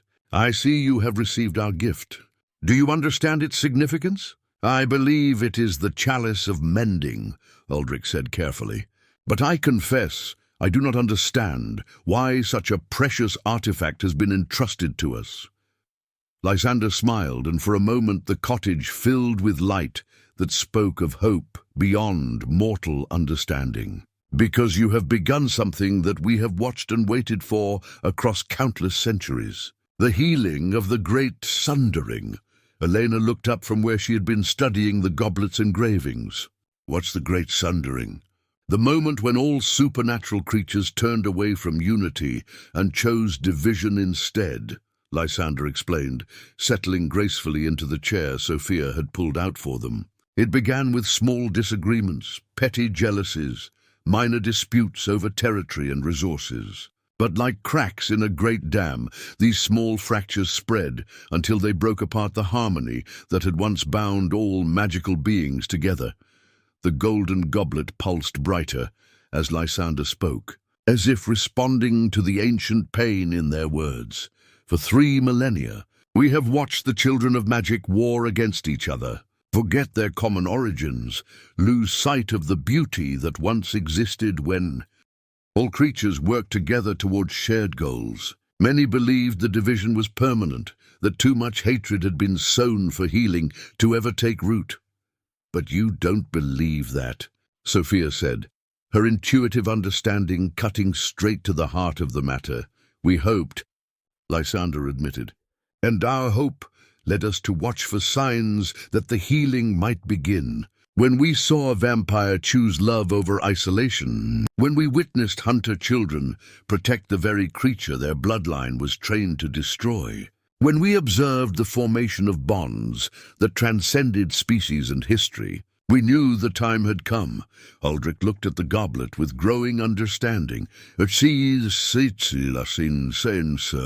want us to use this to heal the divisions between supernatural creatures." "Not us," Lysander corrected gently. "The chalice of mending can only be used by those whose hearts are pure in their desire for healing. We of the Eternal Court are too removed from mortal concerns, too distant from the pain that needs mending. But you 3, you understand both the cost of division and the value of unity." Elena frowned thoughtfully. "But we're just one family. How can we heal wounds that have been growing for thousands of years?" "The same way you healed the wounds between vampire and hunter," Lysander replied. "One relationship at a time, one act of understanding at a time, one choice to love instead of hate at a time." The goblet's glow intensified. And suddenly the cottage filled with visions of what could be. Creatures who had been enemies for millennia sitting down together to share meals and stories. Children of different species playing together without fear. Councils where every voice was heard and valued, regardless of the speaker's nature. The chalice will amplify what you have already begun, Lysander continued. Each person who drinks from it will be freed from the ancient compulsions toward hatred and division. They will remember what it felt like when all magical beings were part of one great family. And if they choose to embrace that memory, Sophia asked, then the healing spreads, one heart at a time, until the great sundering is finally mended. Marcus, who had been listening from the doorway, stepped forward. What about those who prefer the old ways? Who profit from division and conflict? Lysander's expression grew serious. They will resist, some violently. The chalice can heal, but it cannot force healing upon those who reject it. And there are many who have built their power on the hatred between species. They will not surrender that power willingly, so will be opposed, Aldric concluded. Opposed, threatened, perhaps even hunted, Lysander agreed. But not abandoned. Those who choose healing will find allies they never expected. The network you have begun to build will grow stronger with each person who drinks from the chalice. Elena reached out and touched the goblet's rim, feeling the warmth of infinite possibility flow through her fingers. When do we begin? You already have, Lysander said, rising from their chair.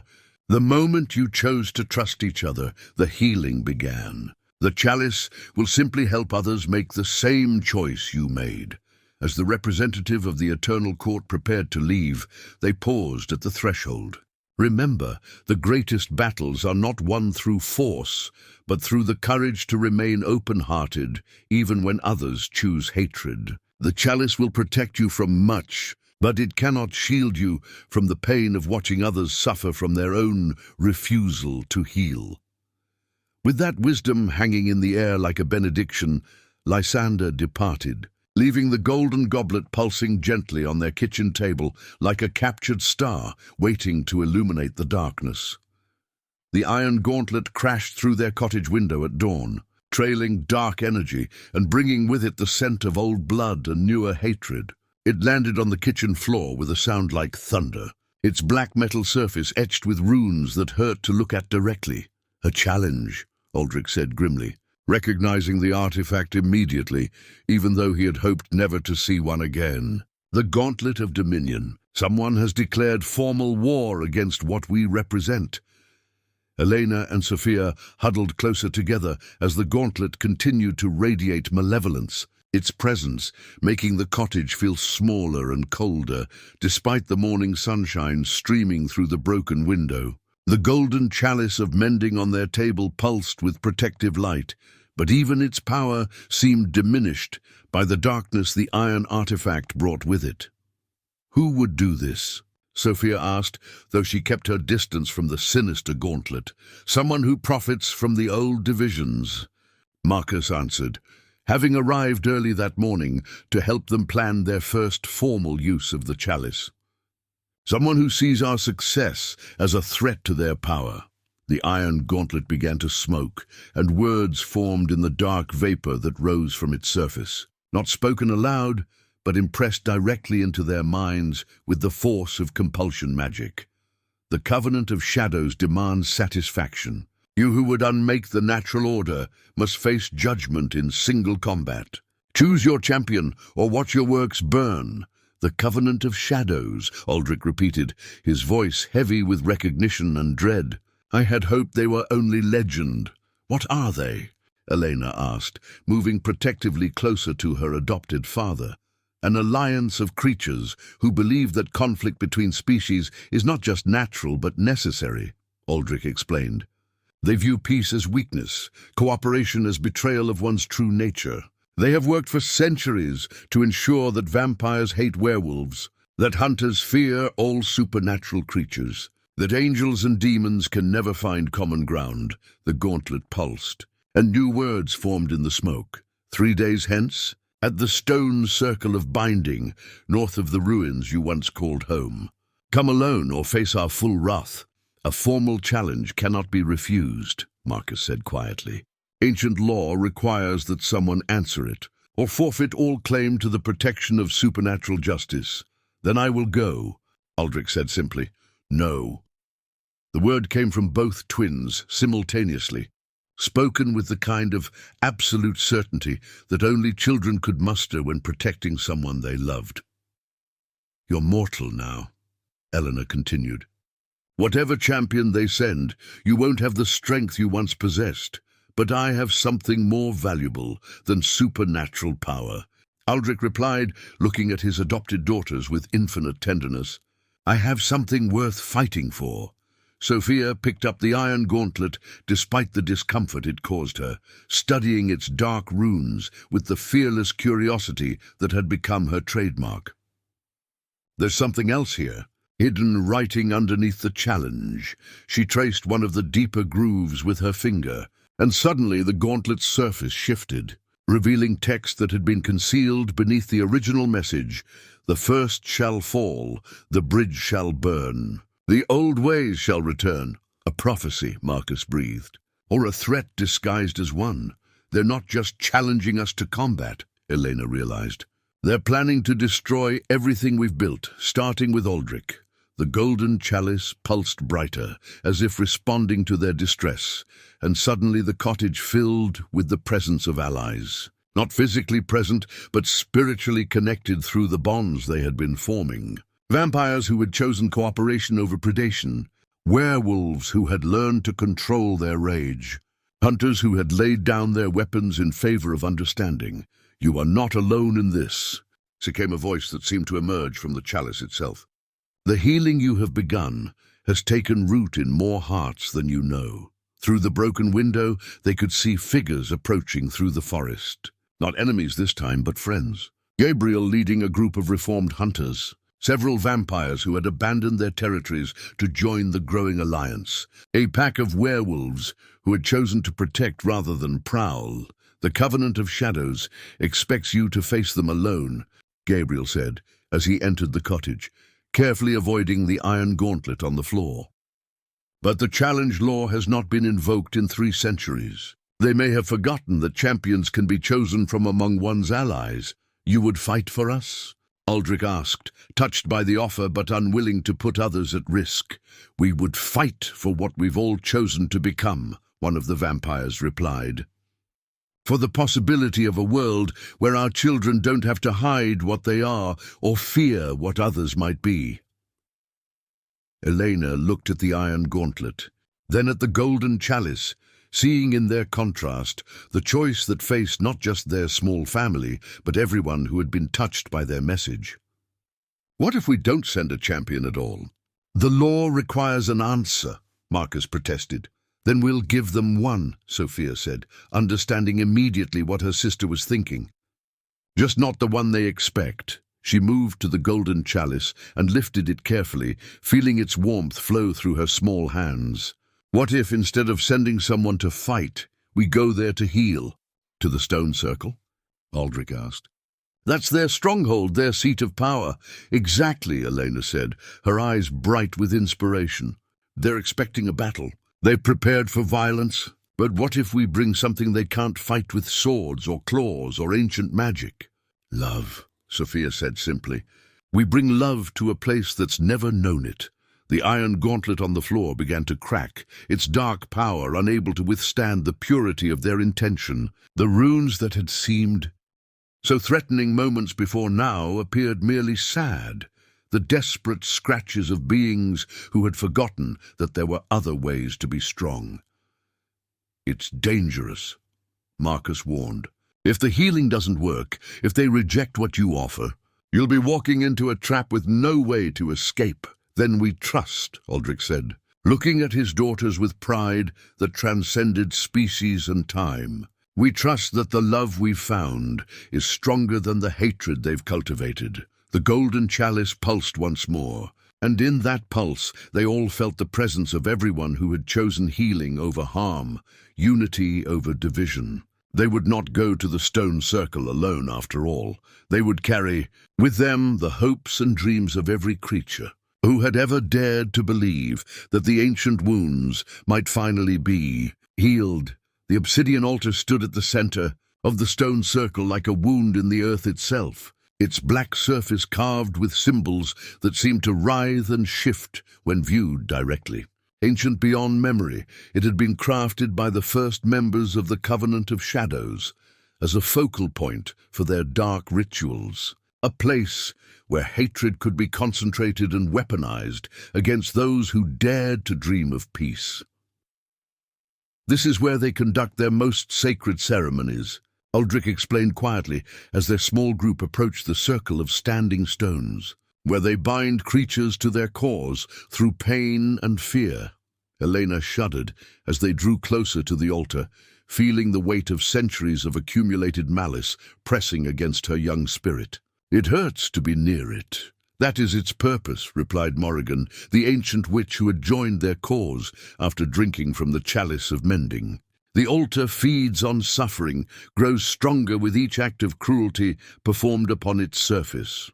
They had come as they promised, not as warriors seeking battle, but as healers, hoping to transform the very heart of hatred itself. Alongside Aldric, Elena, and Sophia walked representatives from every faction that had joined their growing alliance. Vampires who had learned to sustain themselves without killing, werewolves who had mastered their rage, angels who had chosen compassion over judgment, and humans who had laid down their weapons in favor of understanding. The Covenant of Shadows was waiting for them, arranged in a crescent formation around the obsidian altar. Their leader stood directly behind the dark stone, a figure so steeped in malevolence that looking at them directly caused physical pain. Draped in robes that seemed to absorb light, with eyes that burned like coals, in a face that had forgotten how to show mercy, they radiated the kind of absolute certainty that could only come from millennia of unopposed cruelty. "You came," the leader said, their voice carrying harmonics of mockery and disdain, though not as we expected. "Where is your champion? Where are your weapons?" "We brought neither," Aldric replied, his mortal voice somehow carrying clearly across the stone circle. "We came to offer something different." "Different?" The leader laughed, a sound like breaking glass mixed with dying screams. "You would offer healing to those who have chosen darkness, peace to those who profit from war, love to those who have feasted on hatred for longer than your species has existed." Sophia stepped forward, the golden chalice gleaming in her small hands. "Yes," the single word hung in the air like a challenge more powerful than any weapon ever forged. Around the stone circle, members of the Covenant shifted uneasily, some taking involuntary steps backward as if the child's simple certainty were a physical force pushing against them. "Impossible," the leader snarled. "We are what we are by choice and by nature. We cannot be changed, will not be changed."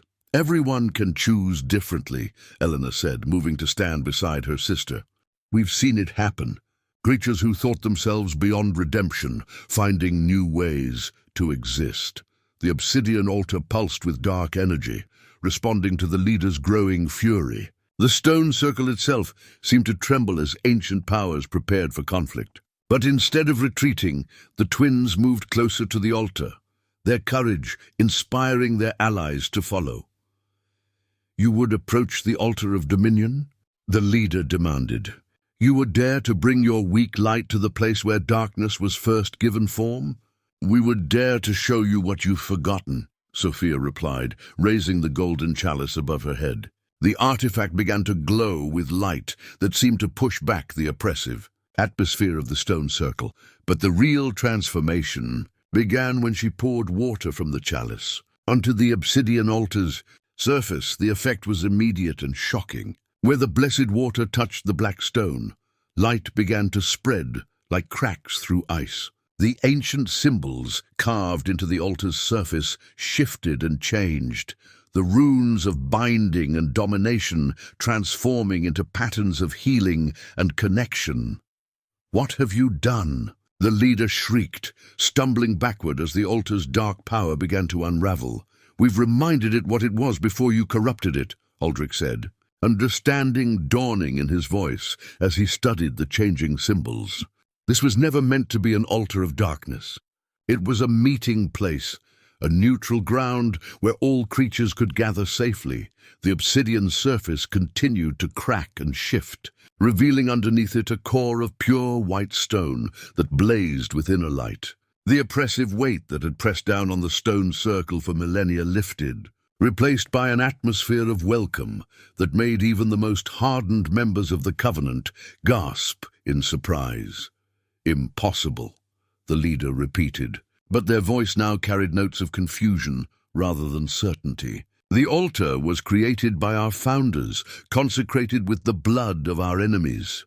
"Your founders stole it," Morrigan corrected, her ancient voice carrying the authority of one who had been present when the stone circle was first raised.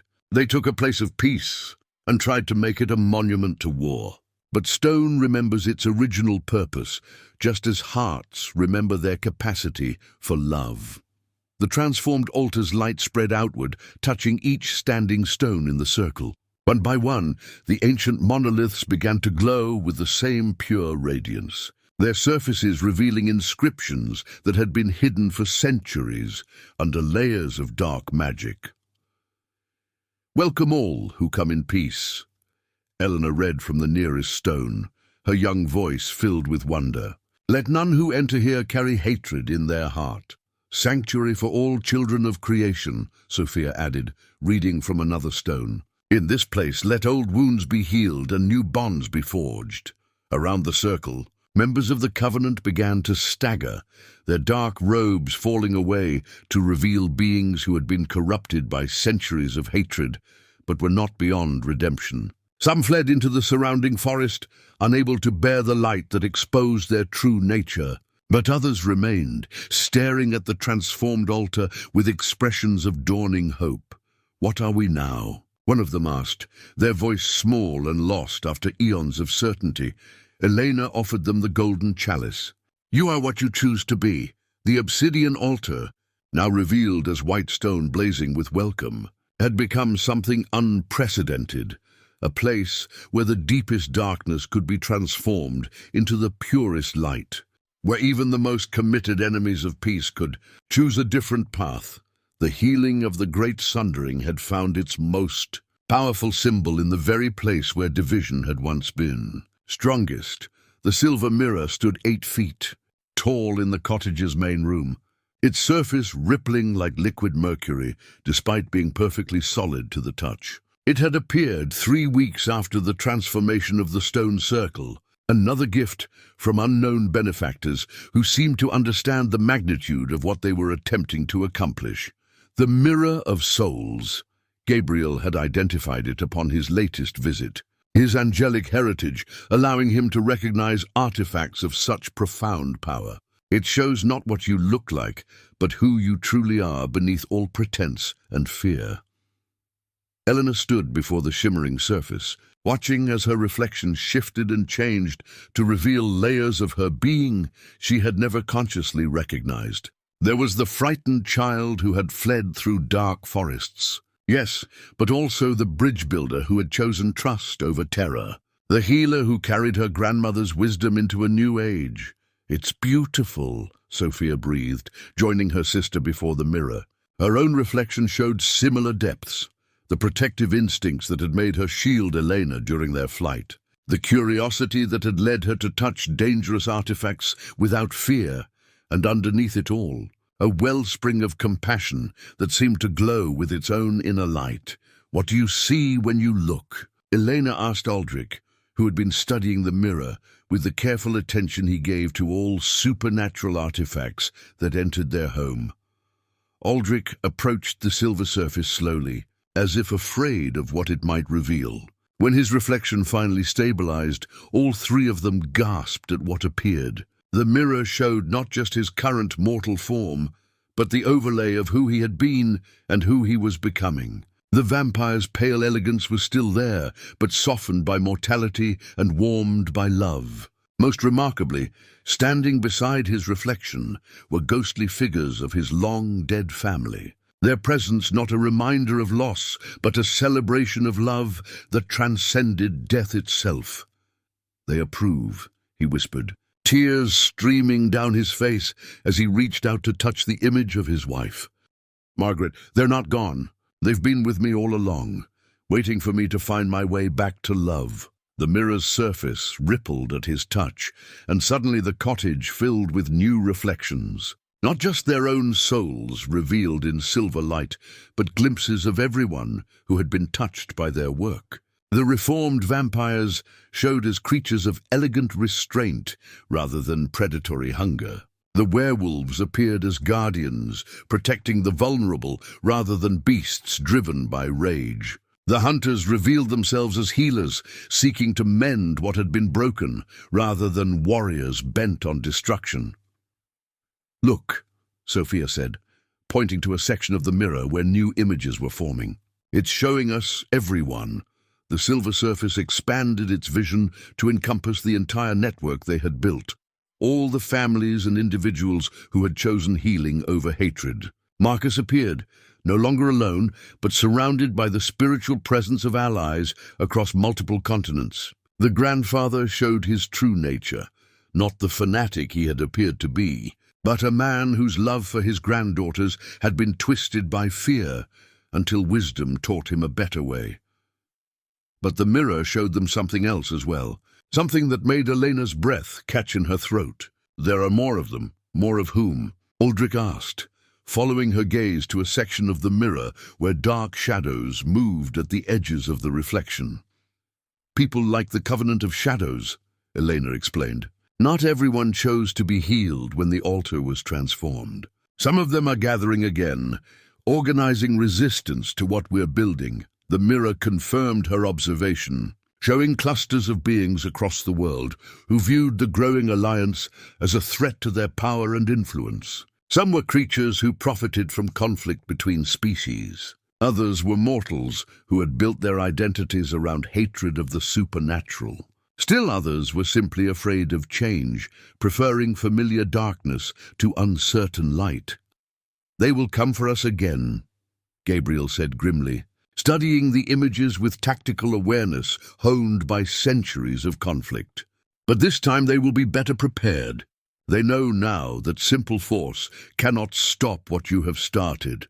"Then we must be better prepared as well," a new voice said from the cottage doorway. They turned to see Lysander, the representative of the Eternal Court, but they were not alone. Behind them stood figures that made the very air shimmer with power. Other members of the court, beings so ancient and magnificent that looking directly at them required effort. "The mirror was our final gift," Lysander explained, gesturing toward the silver surface. "Not just to show you who you are, but to connect you with everyone who shares your vision. Distance and time no longer limit your ability to coordinate efforts. A communication network," Marcus realized. "We can see our allies anywhere in the world, speak with them, coordinate our efforts in real time. More than that," another court member added, their voice carrying harmonics that spoke of cosmic authority. "The mirror will show you where healing is needed most urgently, where the next breakthrough might occur, where your efforts can have the greatest impact." Elena reached out to touch the mirror's surface, and immediately she felt the presence of thousands of souls across the globe, all connected by their shared commitment to building bridges instead of walls. The sensation was overwhelming but also exhilarating, like suddenly discovering that she was part of a family far larger than she had ever imagined. "We're not alone," she said, wonder filling her voice. "You never were," Lysander replied gently. "The desire for peace, for understanding, for love to triumph over fear exists in every corner of creation. Your work has simply given it a focal point, a way to become manifest in the world." The silver mirror pulsed with light as connections formed across continents, linking hearts and minds that had never known they shared the same dreams. The healing of the Great Sundering was no longer the work of a few brave souls in a mountain cottage. It had become a movement that spanned the world. The seed of starlight rested in Elena's palm like a captured constellation, no larger than an acorn, but containing within its crystalline shell the promise of infinite possibility. It had been the final gift from the Eternal Court, presented to her on the morning of her 10th birthday, with words that would echo in her heart for the rest of her life. "Plant this when the healing is complete," Lysander had said, their ancient eyes twinkling with the joy of long-awaited fulfillment. When the great sundering has been mended, when creatures of all kinds can gather without fear or hatred, this seed will grow into something the world has never seen. Now, 5 years after that dark night when 2 frightened children had knocked on a vampire's door, Elena stood in the center of what had once been the stone circle of binding. The obsidian altar had long since been transformed into its original form of white stone, but the change went far deeper than surface appearance. Where once there had been a monument to division and hatred, now stretched a vast garden where representatives from every supernatural species worked side by side, tending plants that bloomed in impossible colors and bore fruit that nourished both body and spirit. "Are you ready?" Sophia asked, moving to stand beside her sister. At 15, she had grown into a young woman whose wisdom belied her years, her natural curiosity having blossomed into deep understanding of the connections that bound all living things together.